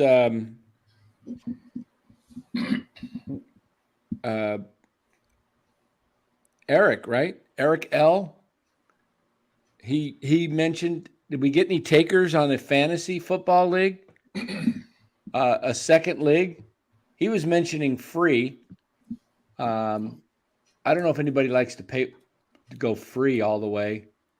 A little bit puts a little Will Martinez is buck yourself. What are you, Will B? Gabe's food review. Okay, Will B is Gabe's food review. That's a good one. Okay. You know, in 2002, 2 years before Bora was born, I was throw that at him. It's a compliment, trust me. Marshall Faulk was the hands down best player in the league, and I had the first pick in the draft. So of course I drafted him, and I called my team "Faulk you." That was a good one. You got to be creative with the names, man. Yeah, Sean will change his name once he goes to the draft. He builds his team name by the draft by one of his players. Like last year, it was Cup runneth over or something like that. He had Cooper Cup, which led him to like something like 13, 14-1 in the league or whatever. He was undefeated through like 13, 14 games. Yeah. He had a good team. Listen to who he had. He had Mahomes, Kelsey, Cooper Cup. Gosh, he was loaded. I've had some of the best teams ever, and somehow, some way in the playoffs, either I get a guy or two guys hurt, or somebody on the other team just has this absolutely ridiculous game coming out of nowhere. So you never know with fantasy. Never know. So we don't have too many in the chat right now. I didn't know if there was anybody else that wanted to start up a second league. Let us know quickly if you want to. Just say in the chat, I want to be in the second league, or and then we can work it out. But you'd have to move fast because you'd have to have your draft here in a couple days. So yeah. So the draft itself will start at 8:00, and it's going to, it goes fast because it's like you got a minute to go. Most people don't take a minute. I wish the draft was tonight. God, Sunday night worked really well for me. It worked good for me too. Yeah, because tomorrow's a holiday. I know we should. Wednesday is a kind of a work night, and who changed it? Sean did. Maybe he's showing homes on a Sunday. I don't know, but tonight worked great. Tonight's just a chill first. I know, a chill night. Look forward to night it. I've had all weekend. Yeah, it'd be great going into the draft 6:00 right here. Yeah, we talk about it, and then we have a pre-draft show. Let's let it roll. We'll just let Sean auto draft. We'll just set. Sorry, Sean. Everybody down for the draft tonight? 11 of the 12 are down. We sorry, man. No, actually, the way it's worked now, it's the way it's set. It's set up so nobody can back out. Nobody. It's in, and everybody's paid up, man. This is the way you do it. We had the Krug League last year, and nobody paid. Sucked. What happened in Krug's? Yeah, nobody paid. So the whole league That was the just league he set up? Huh? That was the league that Krug set up? It was a paid league, but we didn't get the collections. Oh yeah, you got to get that. You got to get that up front. Yeah. So All right. Anyway, so I think we're about done here tonight. Should have taken a vote for win the draft day. Yeah, second league. I mean, fish and chips, second league. Probably worth a go. Everybody's saying today would be fine. I think Sean was the only one that couldn't do it. Reach out to him, see if he wants to change it up. It'd be kind of hard to get a hold of everybody. I don't know if everybody's in here. Yeah, good point. Liam's down. Hey, write these names down if you could. Liam, Eric L, Fish and Chips. That's 3.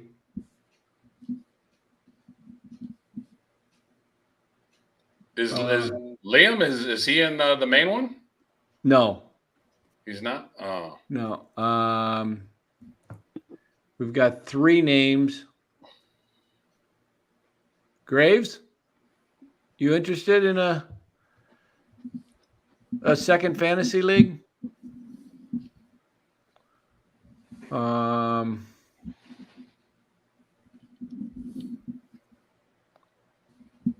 Is Cooper Kupp out for a while? I don't know. What's his status? questionable with a hamstring. Kupp? 50-50. What's Yep. going on with the knee? Is that healed up? Hamstring. Yeah, but what happened to the knee? He had knee surgery last year, right? No, I think he Yeah, I just think his knee is. Didn't he think it go was out just with his a think it's knee knee. last year, or was that? Yeah. Thought his knee was bad last year. But that's why he thought he had to have surgery or something. That was OBJ. Not Cup? What was Cup when he went down last year? What was the deal? I think it was the hamstring. And it's still bothering him? I think so. Oh my! Is it a re-injury or is it still never healed? No, I think it healed and then he just strained it like in practice. All right. It's only a little tweak, Dan. Just go pick him up. Yeah, just pick him up. So Eric, you're going to have a side bet with Dan when you play him. that means Yaz is going down probably in the next week with his hammy. Eric, if you lose to Dan, you have to do a secure money account investment. I've already invested $75 in this thing. Hey, it doesn't go to me It I don't may get if you win. if I win, but I don't get jack of if I don't finish in the top 3. 600. I think we determined 600 to the winner. 6-2-1, right? 6-2-1. What do you think? That seems fair. Highlight Eddie K's comments. That's hilarious. What's his? Which one? I see. I got it. It's the end of the elite white wide receiver. No, the one a little bit higher than that. Higher than that. There you go.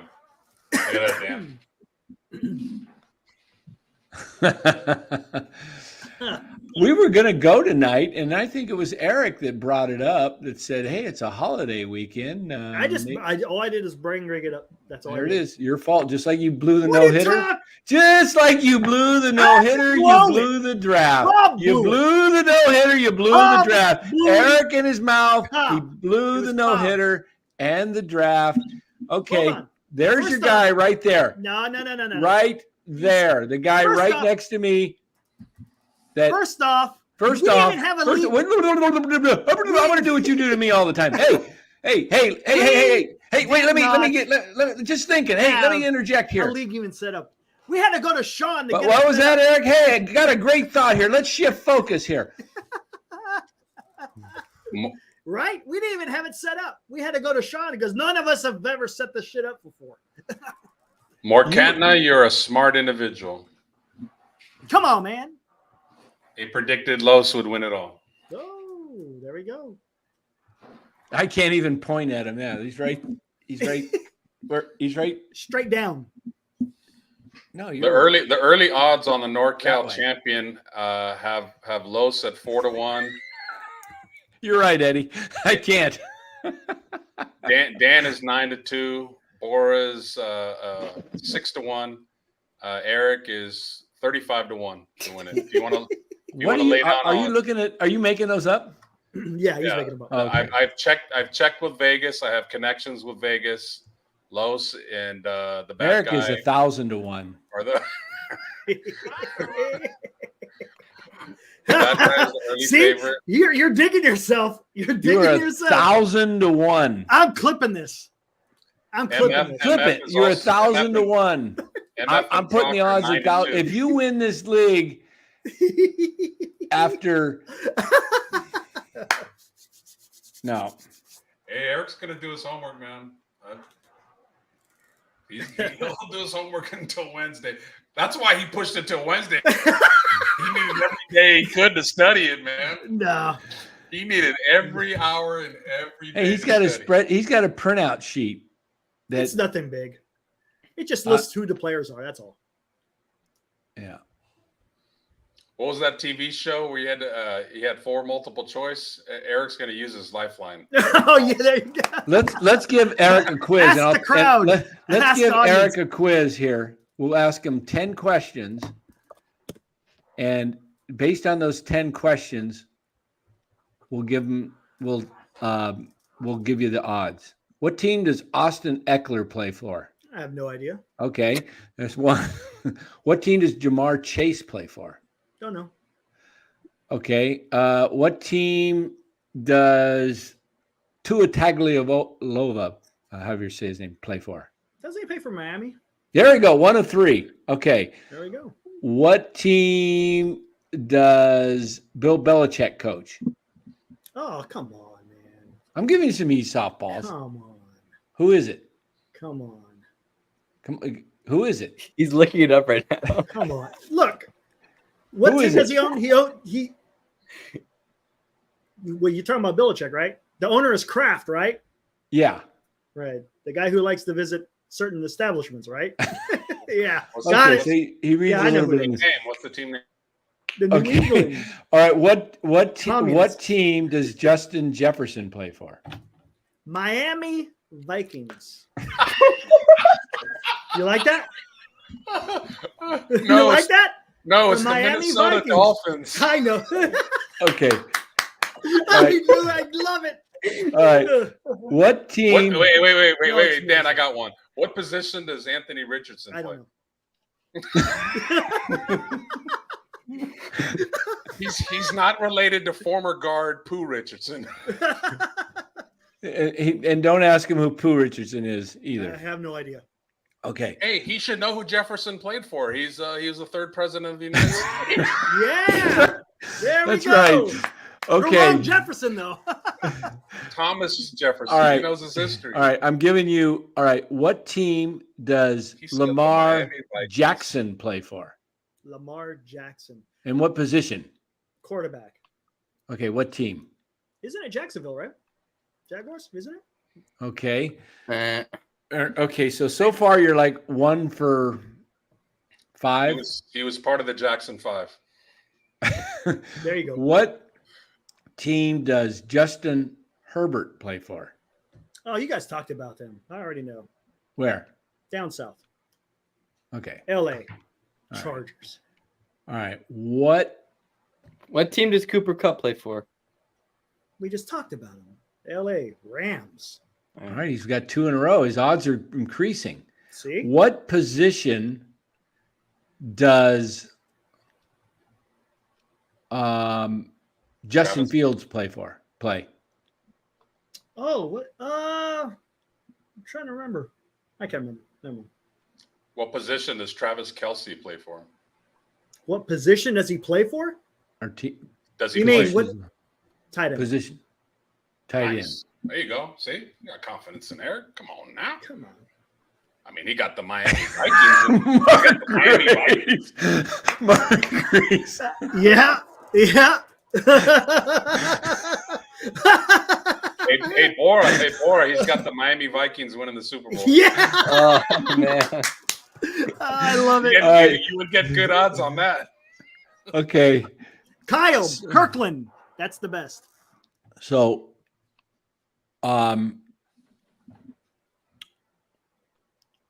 what? I'm trying to give you some easy ones. Here's another. What team does Derrick Henry play for? Jimmy G, Fish and Chips. What team's Jimmy G play for? Oh, Las Vegas. All right. He got it. He will be on Team Romo, Jimmy G. You should draft Jimmy like with the 8th or 9th pick you got. Yeah, that's 'Cause really you're good gonna- value. Mhm. You need quarterbacks in this league, and I would go with Jimmy G. You should draft your cousin Tony Romo. Only he's out of the league. He is. Yeah. Hey, I gave you a little hint there, a little help. You know, I don't want you taking advantage of. You know? We're having fun with Eric, but he does Oh, know yeah. he does know his baseball. Yep. Now Eric could turn around and ask us some history questions, And we'll And, look like and we would be. take a shot at some history. Give us some history. No, it's all lessons. good. No. No, you No. I want to know. Like I wanna know. loved history. And I love history too. in school. Teach I like us to some test my history. memory. Professor. Oh my gosh. Where do What I year even was wanna the go with this? Louisiana Purchase done? 18. I think 1800, right? And then they 1861. no, it was 1800 because the Oh, it was expedition, Lewis and Clark, they started their expedition in 1803 after the Louisiana Purchase occurred. Somebody That was said huge. wow. I mean, that was huge. But you know, the United States kind of had Napoleon kind of by the short and curlies. He was fighting a revolution that was happening in the over here in the Western Hemisphere. So just give him some money and he didn't have to worry about it anymore. You know, when you have a big ass ocean that separates you, it's kind of hard to keep a hold of your colonies.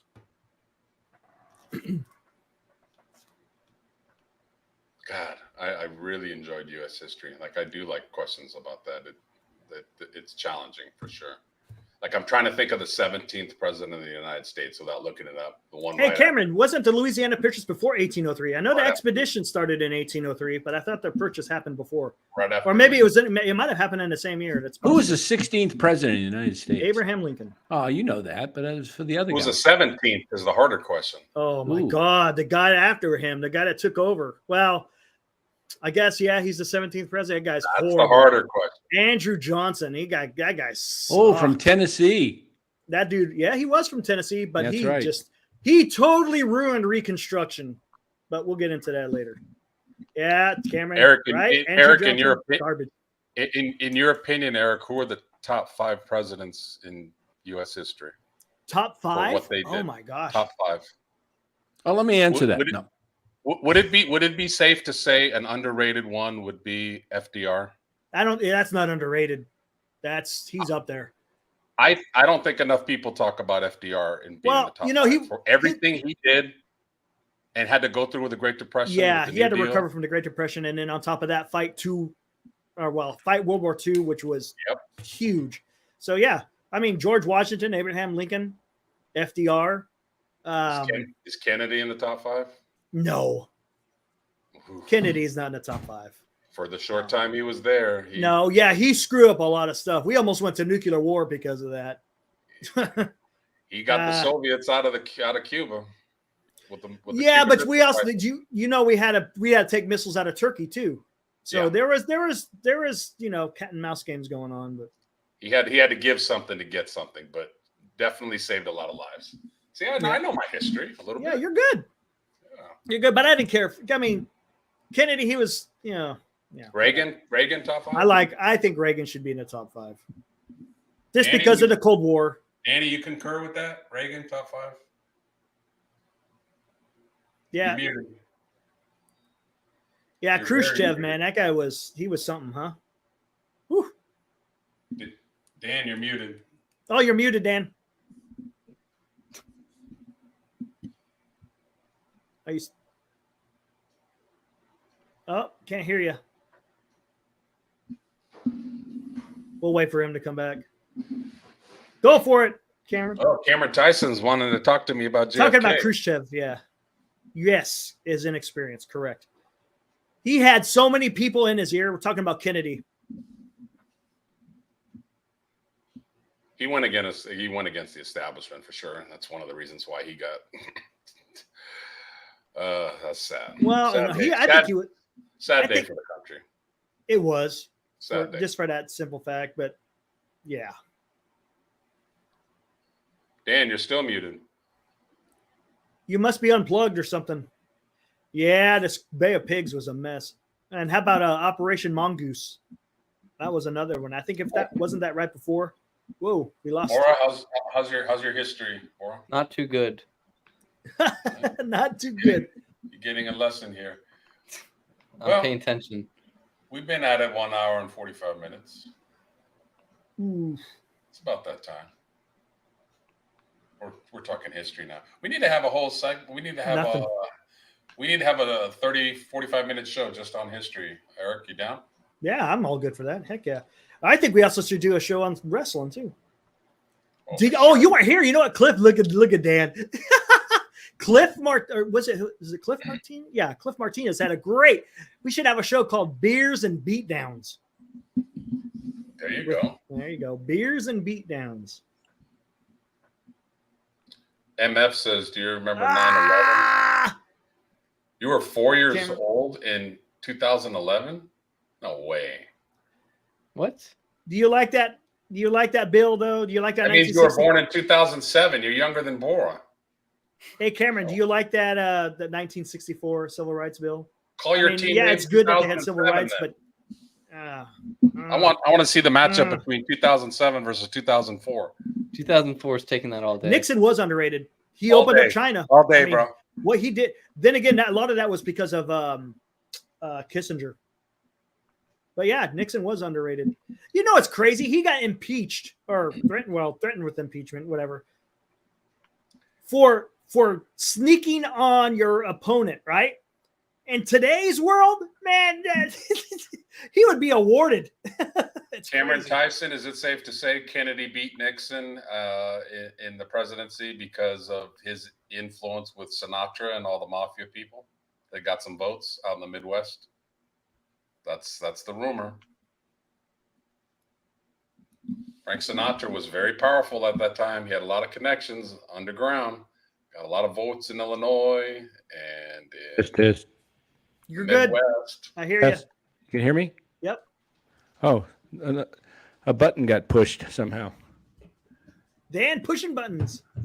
I was throwing the tape up and I dropped one and it landed on the computer and hit a screen. I was Eric who shot Kennedy. Oh, who shot the sheriff? Who shot the sheriff? I don't know, but he was a hell of a shot. There was more than one involved. There was definitely more than one. But whoever took that shot, I mean, that's a moving target. Hey, I got a client that was there as a secret service guy. Oh, no kidding. Wow. And stories. He told me that right before it was happened that he was given instructions to move away. Doesn't know what happened. All he knows is he was on the street and told move to another direction. Conspiracy. That's all he could tell me. For sure. The Joint Chiefs of Staffs couldn't stand Kennedy. Man, that's one of the worst days in this country's history. I don't care how you felt about the man. That's one of the worst days ever. The world loved Kennedy more than his own country did. Go figure. Yeah, that's. Imagine what Reconstruction would have been like if John Wilkes Booth didn't kill Lincoln. I mean, it's a lot of what ifs, but. That's another one. We're supposed to have a show called What If. Have you guys been to Ford's Theater in Washington, D.C.? No. I have. I looked at the spot where Lincoln was sitting when he got shot. Pretty weird. So think about this in the change of history. If JFK doesn't get assassinated and he has a second term, you have 8 years of JFK, probably followed by 8 years of his brother, RFK. Maybe. Right, and they shot him too, yeah. Yeah, so you possibly have 16 years of Kennedy rule. Who knows what the country would have turned out for the better or for the worse. Some things would have been better, some things would have been worse. Who knows? We'll never know. What if? What if doesn't have to be sports related? No. We can do history, man. Hey, you know what's great? We can do a lot of what if Vietnam might have brought him down, Cameron, exactly, because what if Marilyn Monroe wasn't taken out? She would have spilled the beans on JFK. You know what's another family that's just as powerful, maybe not, if not more, is the Bushes. Yeah. Dad was a CIA director. He was a vice president. He was a president. Well, even before him, Prescott was a senator of Connecticut. And then, George Senior's dad, Prescott Bush. Oh, yeah. And then you Eric. got Eric, you're gonna like this. This shows you about my history. there you go. I have a book that talks about Who authored it? Let me see the author. Bar McClellan. No, I haven't heard of him. This book is very interesting about saying Lyndon Johnson was behind Kennedy being Yeah, I've heard that theory too. You wanna really read about some interesting stuff? That guy was a racist too, Lyndon B. Johnson. There was a lot of big time money in oil in Texas, and Lyndon B. Johnson was connected with a lot of them. And guess what Kennedy was trying to do to those oil people? Tax the shit out of them. Money talks.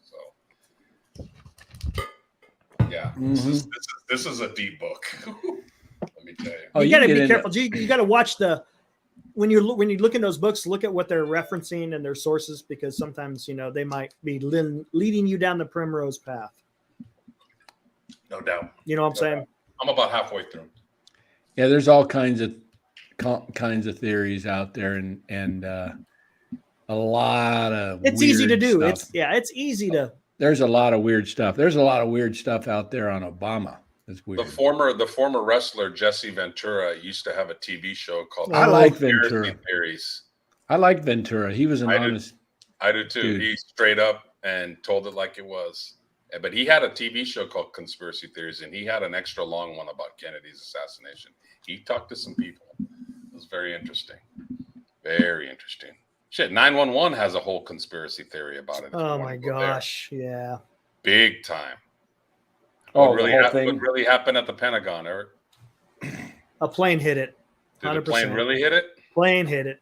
100%. Don't be fooled. What happened to the Twin Towers? Is because of the planes they went both down, or was there dynamite that there was no dynamite in there that collapsed those things? Why would the dynamite be way the hell up there? There would be no. You know how much dynamite you would need to take down a tower to be. What about the building that went by, that never got hit by the plane that dropped? Yeah, I don't know about that. Wasn't there a building right behind it or right next to it that dropped? Something like that. Yeah, there's some. I don't know the whole story behind it, but.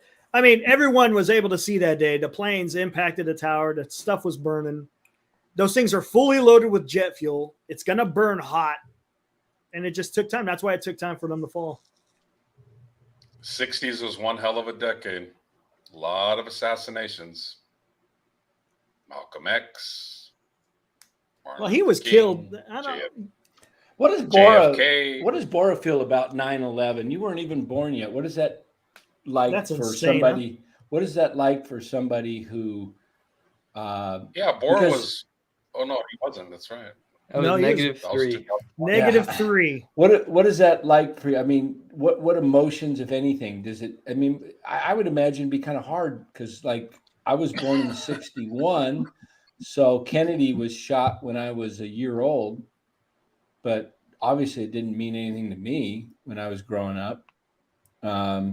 Didn't know who he was, So yeah, there's not much emotion there. I mean, yeah, it's sad, but I mean, I didn't live through it, right?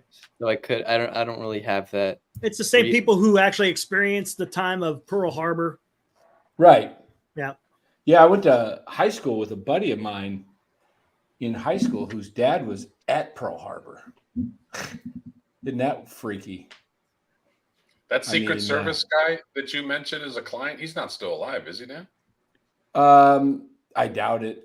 In fact, I shouldn't say he's a client. I should have referenced as a potential client. He had a lot of money. I sat down with him, couldn't get him to move it, but I had a nice long 2-3 hour discussion just after we cut through that, just talking about the politics of stuff.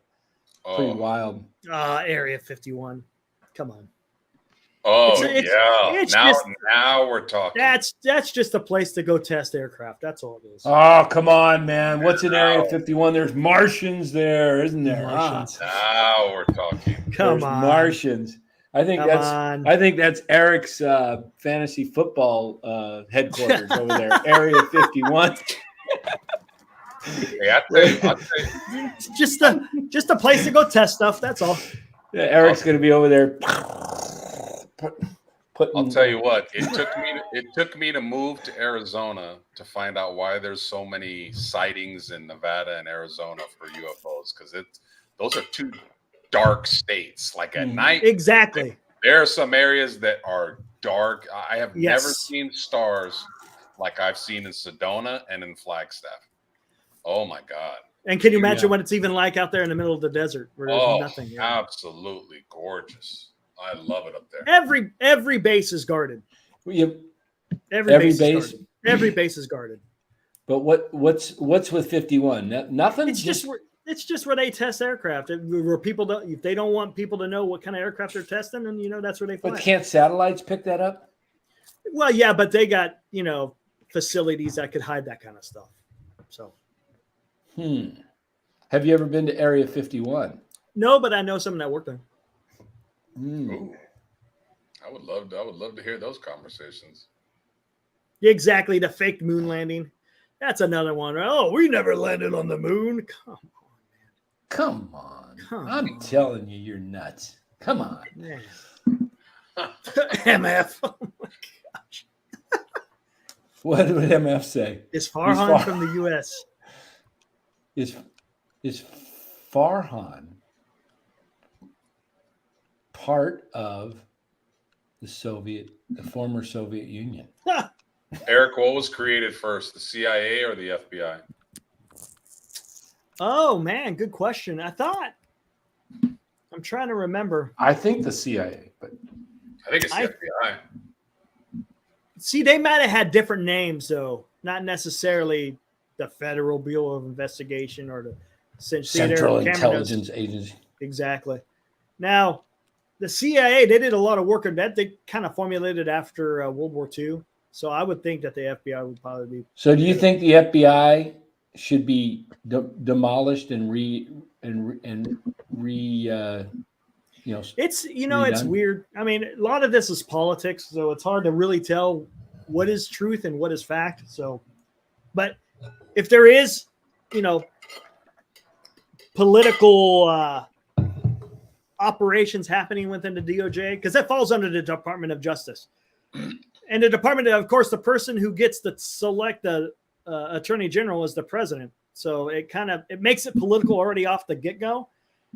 But the entrenched employees, and I know this from working when I was in the Air Force for 21 years, when you got civilians who've worked with the department for decades, they become part of the bureaucracy. So that's kind of where a lot of the issues will happen, are the people who are embedded in some of these positions. So, Cliff Eric did not technically give us his top. Exactly. 5. Yeah. CIA was born from the OSS. Exactly. That's a great Chardal question. He gave us about 4. He didn't give us his top 5. Cliff Martinez wants to know. What's Cliff wants? Did Dan give us his top 5? He said 3 of them: FDR, Reagan, and I think I'm trying to remember off the top of my head, Cameron, the guy who was running the OSS. I know it's a famous guy. I can't remember what his name is. Does Washington get a pass for being top 5 just because he was the first? I mean, think about it. Look what he had to do. I'm just talking about I think he did even more prior to than being the first president. But you know what? He set the standard. He didn't want to be a king. That's why he said after 2 terms, I'm done. I'm not gonna become what we overthrew. So I give him props for that, because he could have very easily became a totalitarian or a dictator. Wild Bill Donovan. Thank you, Cameron. That's him. I definitely have Lincoln and FDR as 1 and 1A. And J. Edgar Hoover, boy, did that guy go after Kennedy all the time. Went after him. You want to talk about an entrenched guy? Holy crap! What do you guys think of Eisenhower? A lot of people have him in up there. Eisenhower. I like Ike. He beat Adlai Stevenson for the presidency. Huh? Not bad. Yeah. That's only because I watched a lot of Happy Days, and I remember there was the. Didn't Adlai? I thought Adlai was his Secretary of State, right? Jefferson was what, the 3rd president? 3rd. He was pretty good. Ike, he created the interstate system for the United States. Yep. John Quincy Adams. You know who gets underrated quite a bit, I think? is I think wasn't it Coolidge that was during the Great Depression? I think so. Coolidge. And then Calvin Hoover Coolidge. too, right? Didn't they have the Hoover villages or something? Yeah. But yeah, Ike. There's another thing that can't be underestimated with Ike. During that time that he became president, was the incredible.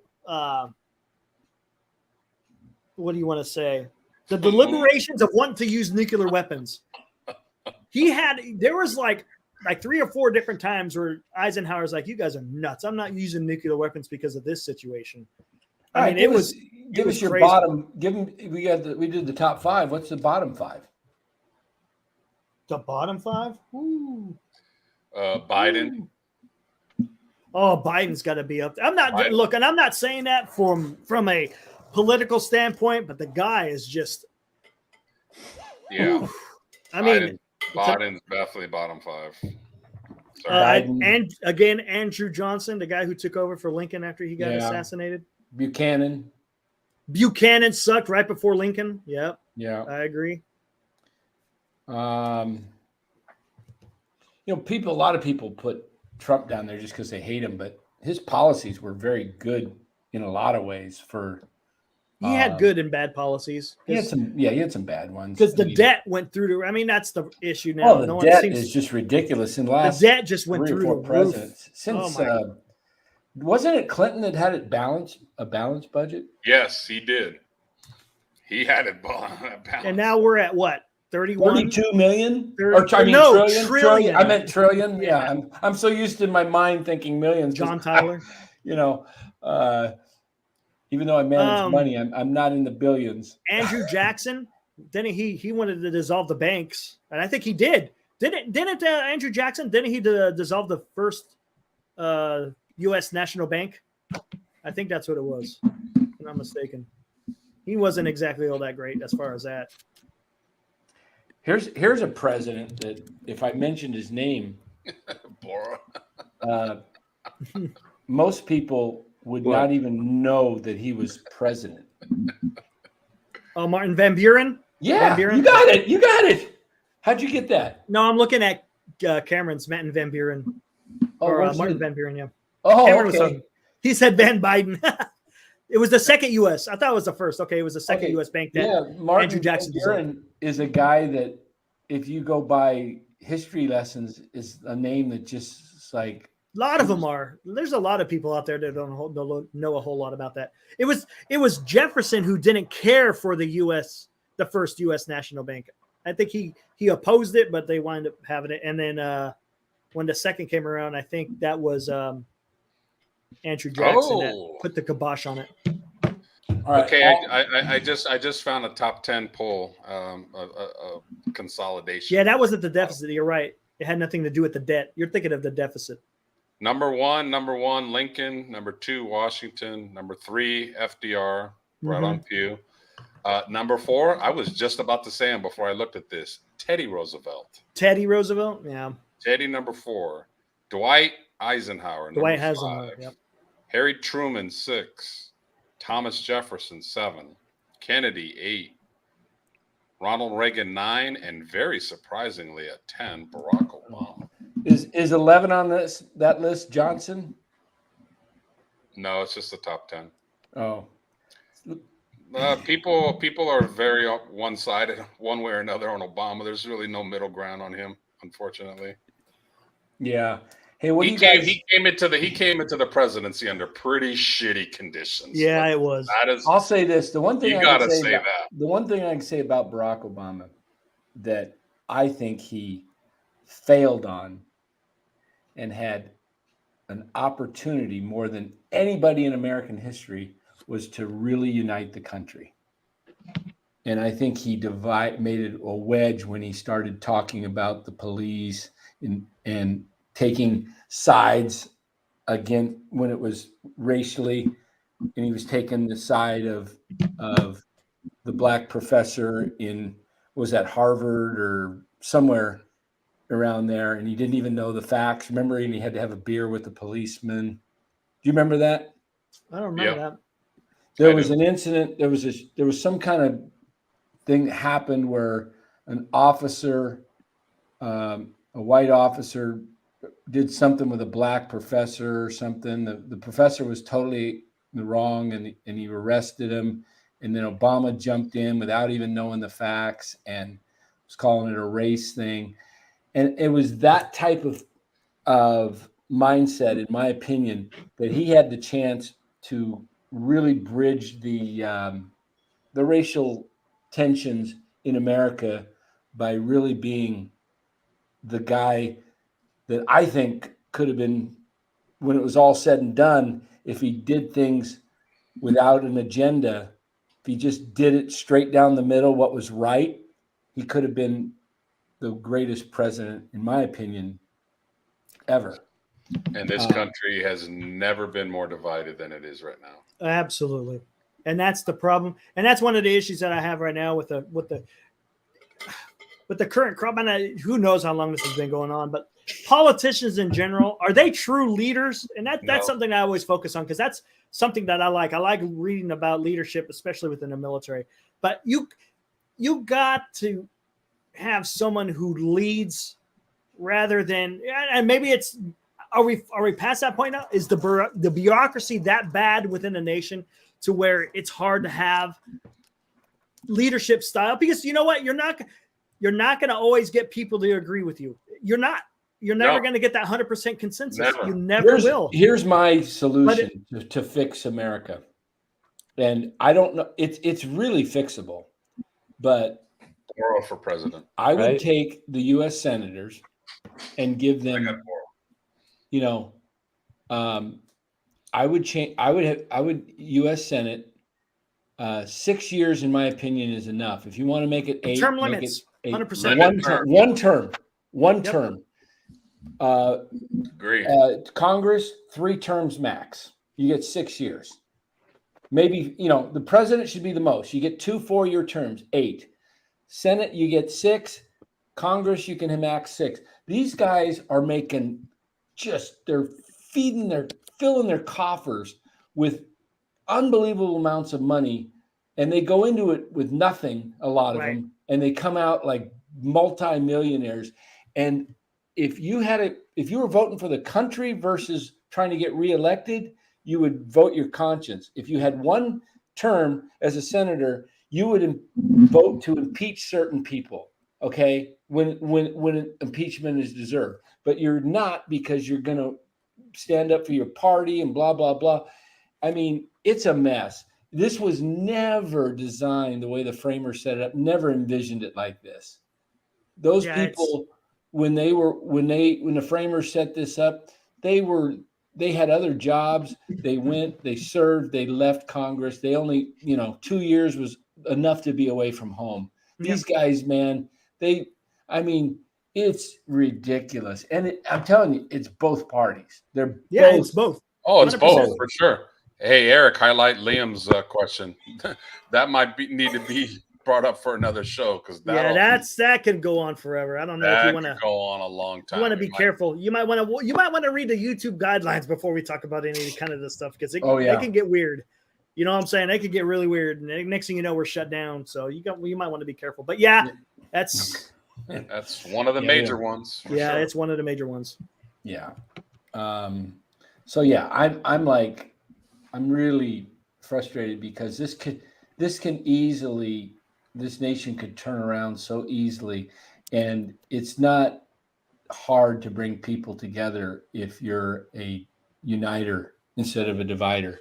Right. And you could bring all races together, because I talk with a lot of people from different races, have friends Me too. from different nationalities, different parts of the world, and we're all the same. Come on. Yeah. We really are. It's not that difficult. People just want to be treated right. There's 8 billion people in this world, and there's probably a few thousand that are so power hungry they want to just run it all, and they screw it up for the rest of the world. There's enough food to go around in the entire world. There shouldn't be famines anywhere.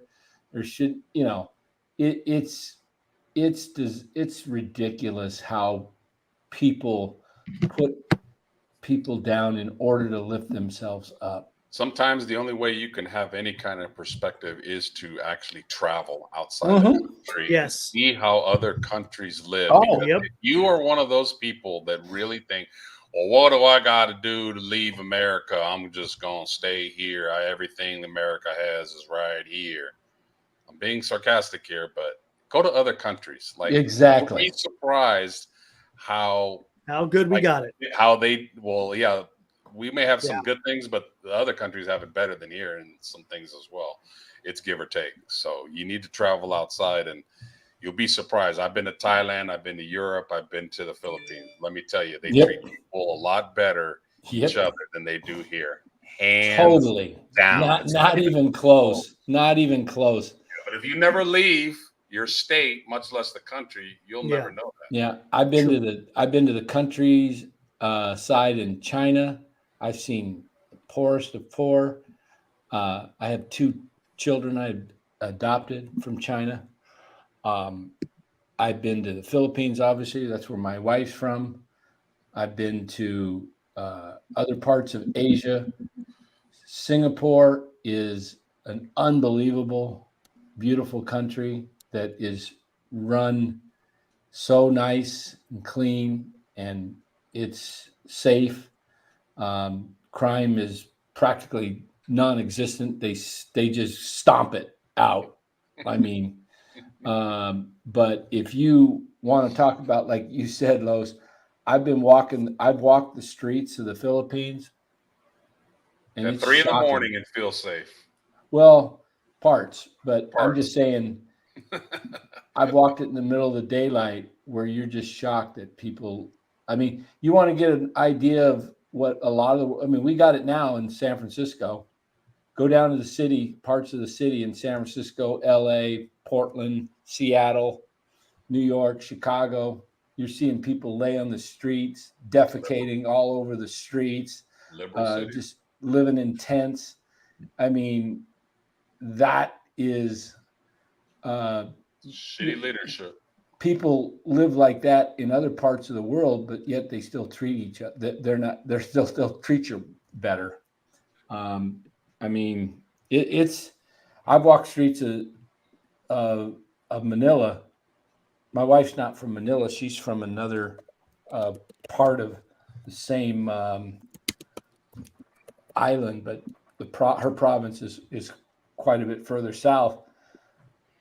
But man, there's some parts you just go, wow, how do people really live like that? Like anything else, there's pros and cons for everything. But one thing I will say, you got to be careful. Like, everybody loves their freedoms, and it is a great thing. But when freedoms are taken too far, then that's when you get in trouble. Like anything, it's okay to gamble, but if you go too far, it's not. It's okay to have freedom of speech, but that doesn't mean you could just go up to anybody and say anything at any given time and not have repercussions. That's the problem. There's no repercussions. Hold people accountable. That's what the problem is. Yeah, you can have all the freedom in the world. It comes down to this, and Mark kind of touches on this, talking about, there's a sense of entitlement. And that's huge right now. But it's also just a sense of accountability for your actions. You want to act like a fool? Yes. Well, then get ready for, like you said, get ready for the consequences. But no one wants to take accountability for how they act. They want to blame, and again, it goes to the entitled stuff. Well, I should be able to do whatever. He's like, come on now, have some accountability for your actions. And if you don't have accountability for your actions, that's when you kind of lose it as a society. I talked to people in Thailand, and I watched a video before I went to Thailand. One thing they told me is, over there, they do not like in public big outbursts. They don't like people screaming, yelling, doing things in public. And there was a lot of stories of Americans going over there thinking they're still in America, getting liquored up and talking down to the locals. Yeah. You'll get away with that in America. In Thailand, you get the living crap beat out of you. There's not going to be no police to save you because you can't act the fool like you can here. Again, holding you accountable. Just act right and treat people the way they should be treated. That's what it comes down to. Yep, I agree. I agree. And 100%. You know what? I agree with you, Freaky. 100%. things really started going downhill after the pandemic. Yeah. Yeah, crazy. 100%. Things have really taken a turn for the worst ever since 2020. Yeah. Poor Bora. Poor Bora. Sorry, Bora. Yeah, he But was only sometimes- 16 in 2020, huh? Just Who? Bora. No, he wasn't even born. 2020? Oh, 2020. Yeah, never mind. I thought you were saying. I hope Yeah, he was so. only 16. Yeah, he was only 16. Spencer Stewart says Bora for president in 2040. He will be 36 and eligible. There we Man, go. I hope I'm still around. I hope I'm still around for that in 2040. Holy crap. That's 17 years from now. Yeah, maybe. Yeah, I was looking for. Hey, Cameron Tyson, what's he talking about? The Hobbs. An author. Eric, is that's an author? I think if I'm not mistaken, I think he's a. So you're talking about reading a book of his? Yeah, I think it's Oh God, what the hell did he? Yeah, you're gonna have to. You explain. Oh, I love Law. Okay, I'm gonna have to read more on him. Have you ever read Gordon Wood, Cameron? I just got done reading his Creation of the American Republic. Yeah, okay, political philosopher. So yeah, you would probably like some of his stuff then. Bora, while you were gone, we thought that you might. But yeah, be Locke. eligible to be Montesquieu president is another one I want to read. 36. I want to read Yeah. Montesquieu. 40. I'll run. And then Will you run? Yeah, I'll run. who else? There was another guy that I wanted to read. But yeah, I really like Gordon Wood. I need to read the second part of the. It's not called the Creation of the American Republic. It's afterwards. I can't remember the title of it. If I'm still around in that year, Bora, you got my vote. Yes, the Enlightenment. All right. Absolutely. That's one. Dan, you vote for Bora 2040? Oh yeah, heck yeah. There's two. Eric, you vote for Sure. Bora? What? Well, it depends. You just can't say it. I gotta know what you're doing, man. You just can't throw votes away. He'll go in as a moderate or an independent. No Republican, no Democrat. None of that. Hey, you guys want to see something here? Right in the middle. Speaking of the Philippines, this is my transportation. Sitting in this little motorbike.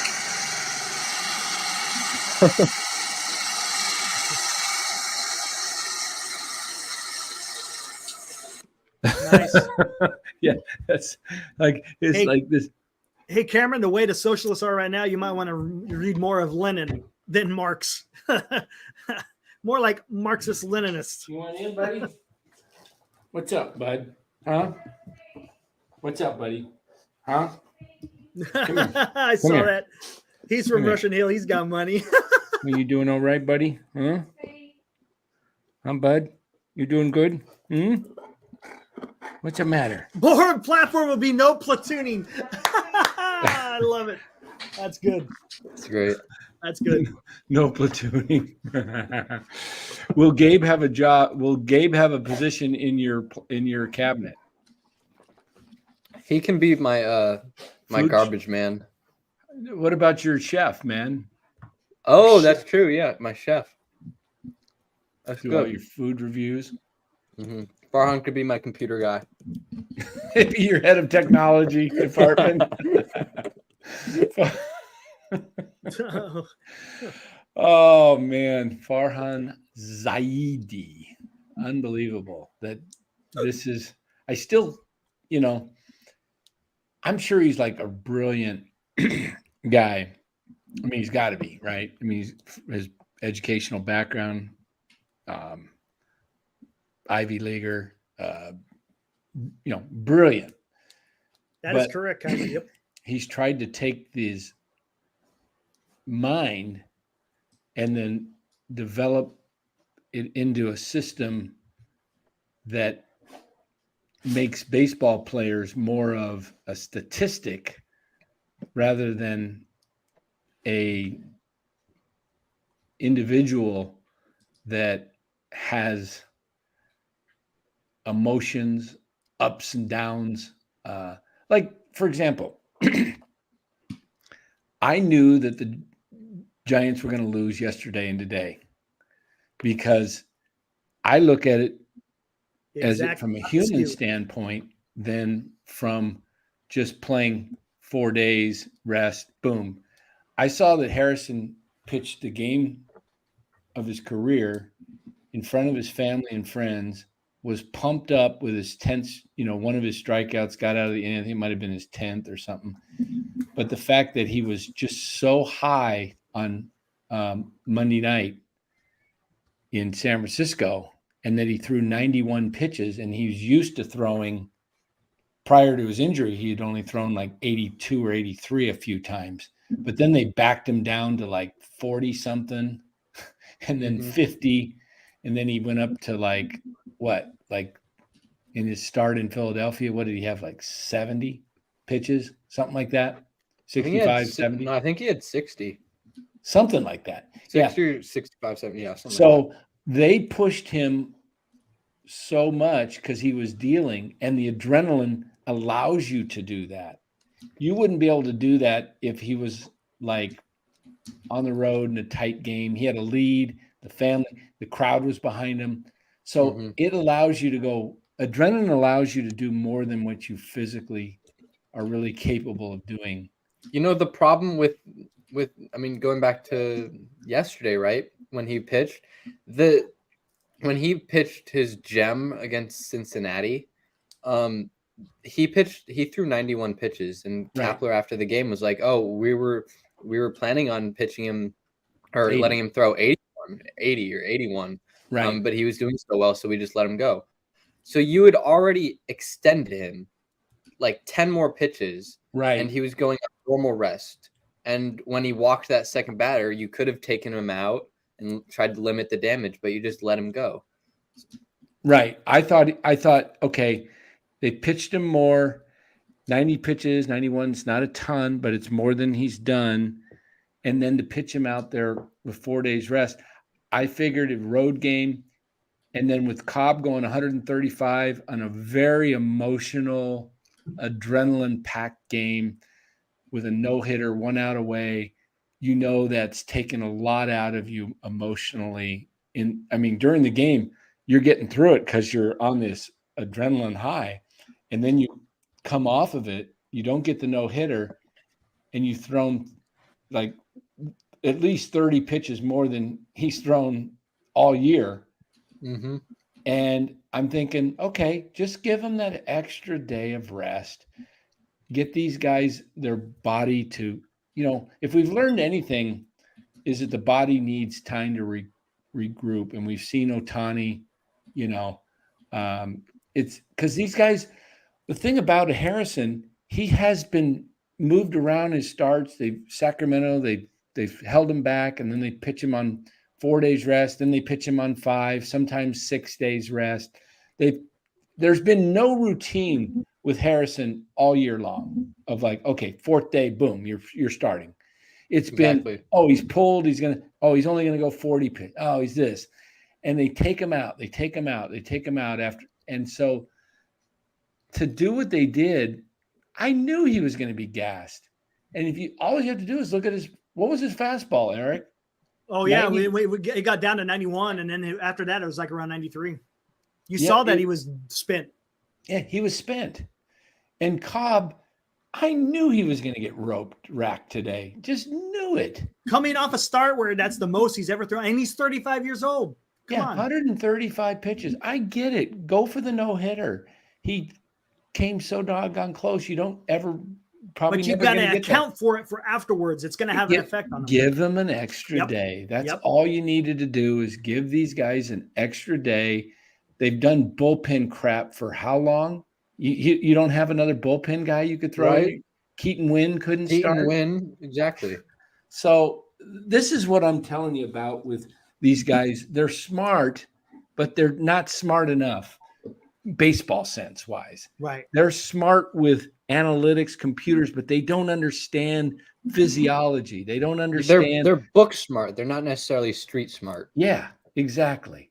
And so, somebody needed to take Yaz after the second stint on the IL that said, look, we're shutting you down for a month until this thing's right, because it's not. So they give him 10 days each time, and he comes right back, does it a third time. Would not surprise me one bit if that thing get strained again before this season ends. Mm-hmm. And I mean, it just doesn't all of a sudden 10 days, it's just gone, you know. No, these soft tissue injuries, it's not one-time thing. It's repetitive. I mean, look at Conforto. He's had it, and then he slides on a catch and does it. It's just going to take the wrong movement on Yaz, and it's gone. And it happens when you're older. Yep. So, NorCal Sports Network says I contacted Chris White with ABT. For I'm talking to Cameron. Oh, okay. I didn't want to interrupt. Okay. Hey So, guys, I got to check out. I'm heading out for dinner right now. oh, we're doing the draft right now. Oh, we're doing the draft in like 5 minutes. Yeah, come on, Los. Come on, we just switched it. You didn't get the memo? Honey, I'll be gone. 4 hours. That's funny. Oh man, I was thinking the same thing, Dan. As soon I as you said would. that, I was like, "Here we I go." would definitely postpone dinner. I'll grab that plate and I'll eat it while I draft. We'll draft for you. Oh, Jake Moody? Okay, you're I'll sure. I'll make sure I get that guy Jimmy from Garoppolo? the Miami Vikings. Jimmy please Garoppolo, don't. Danny Eric, Gray. don't Danny pick Gray's anybody from the Miami Vikings, Eric. I heard he's a hell of a quarterback from the Miami Vikings. Danny Gray. Yeah. Yeah. Yeah, the Miami Vikings quarterback is Tua Cousins. Trey Lance. Yeah, All right, that's your. We got your second Take it easy. quarterback, Trey Lance. See you, Los. There you go. All right, Hey. Los. All right. Hey, we're gonna wrap it up too, man. It's fun. We've been on all over the board. We've been tonight. all over the damn. We went from Giants baseball for about 35 minutes. We went to 49ers. We went to politics. Not really politics. Really, politics. We're not going to get controversial on this. No. None of us are. We everybody has their own Yeah, their You own know, beliefs their and own belief, and nobody's on here is going to try and change any of that. Exactly. But hey, tomorrow Giants Cubs 11:15 our time. I believe it's 11:15. Let me just double check that for sure. Yeah, I think it was 11:20. I thought it was 11:20. 11:20. All right, so 11:20. Logan Webb against Steele. Steele. Yeah, look for the Cubbies to take that one. I would think. Tomorrow, still trying to 11:20. So we figure that one out. should be on about 2:00 roughly. Sure. 2:15. Woo! Woo! Yeah, 2. Hey, thanks to all you in the chat for the super chatters. Mark Hope, MF. We had a couple others. Glass half full. Yep. Cliff Anyone Martinez else? donated. Cliff Martinez, yeah. Hey, thank you to everyone. Thanks for joining the chat. Again, we'll be back tomorrow. Hey, any of you guys in the chat right now, there's 36 of you, come up with some different ideas for us that you guys want to talk about. It's really tough to talk Giants baseball for an hour and a half and just not say the same thing ad nauseum, okay? Right. So we want to, You stay guys on here, deserve entertain. better than us always having a Yeah, so give us some chats, come up with some chat ideas, throw them at us, put your thinking caps on. Anything but wrestling.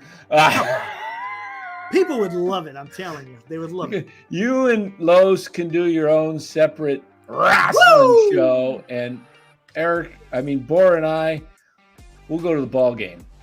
Exactly. I'll fly over to LA and we'll watch the Dodgers play. We'll get some real entertainment. MF says we should talk Austin Slater. MF Austin Slater. Hey, by the way, did the Dodgers end up losing or winning? I mean, I think Dodgers they won. won. Wait. Dodgers. Let me give you the scoreboard real quick. Come on, where is it? Rangers came back, beat the Twins. That's good. 6-5. Dodgers did beat the Braves 3-1. Good job, Sean Proctor. who took the bet. He said, no way the Dodgers are going to get swept 4-game series at home, even though it's the Braves. That's tough. A 4-game's tough. Yep, and he also took the Padres at my advice because he had the Giants, and then they told him about Cobb, and I said, Cobb's wiped out, and he goes, good thinking, I'm taking the Padres. He texted me after the first inning saying, loving it. So good. Yeah. So anything else that affected the Giants today? Miami won. So if we looked at the actual standings right now, it is a four-way tie. Dead heat. That is amazing. There is only 20. Let me do an Eric here. 25 games to go. And the Giants have 8, I believe, remaining. No, is it 7? Or is it 8? With the worst team in the National League. Let Eric do that. How many they got with Colorado? The Giants? 7? Is it 7? I think it's 7, isn't it? Yeah, I think it's 7. Get it right. Yeah, 7. The San Francisco Giants have 7 games with the worst team in the National League. Let's see how they do. How many final prediction before we go. We'll bring it back. Bora, how many of the 7 against Colorado do the Giants win? 3. Ooh, Eric. Damn. You had to go 3. I'll say 4. I'll say 5. Okay, there we go. 3, 4, 5.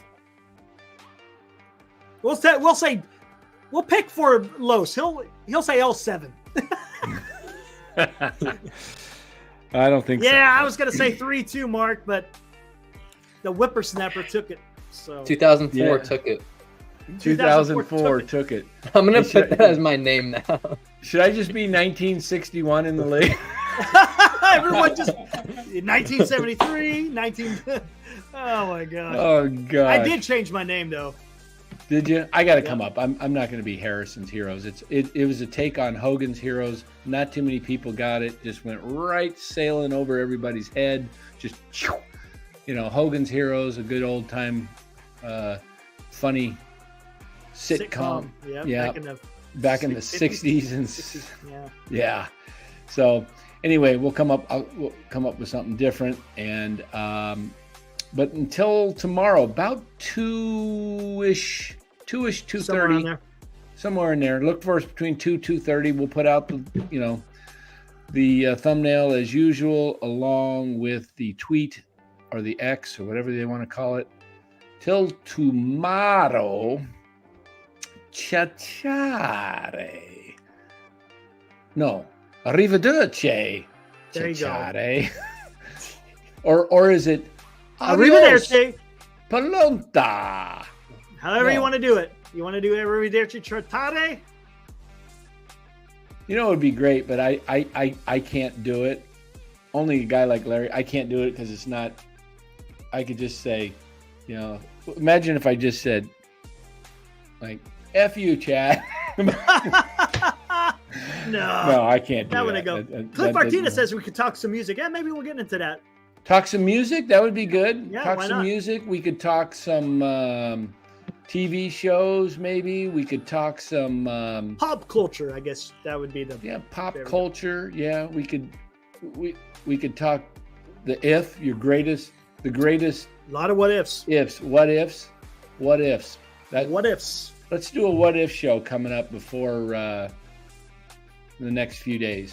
Sounds good. Maybe a night one. We'll do a night one. Maybe Tuesday night, because Monday's not as good with daytime. Yeah, awesome, everybody. We're gonna start doing a little more 49er content. So if you tell your friends.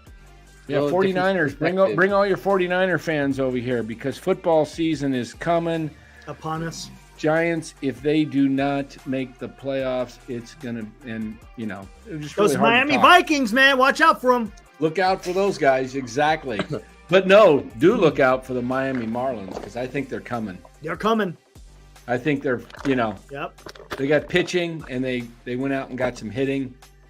Yeah. So, all right, everybody. Thank you. Arrivederci. Ciao.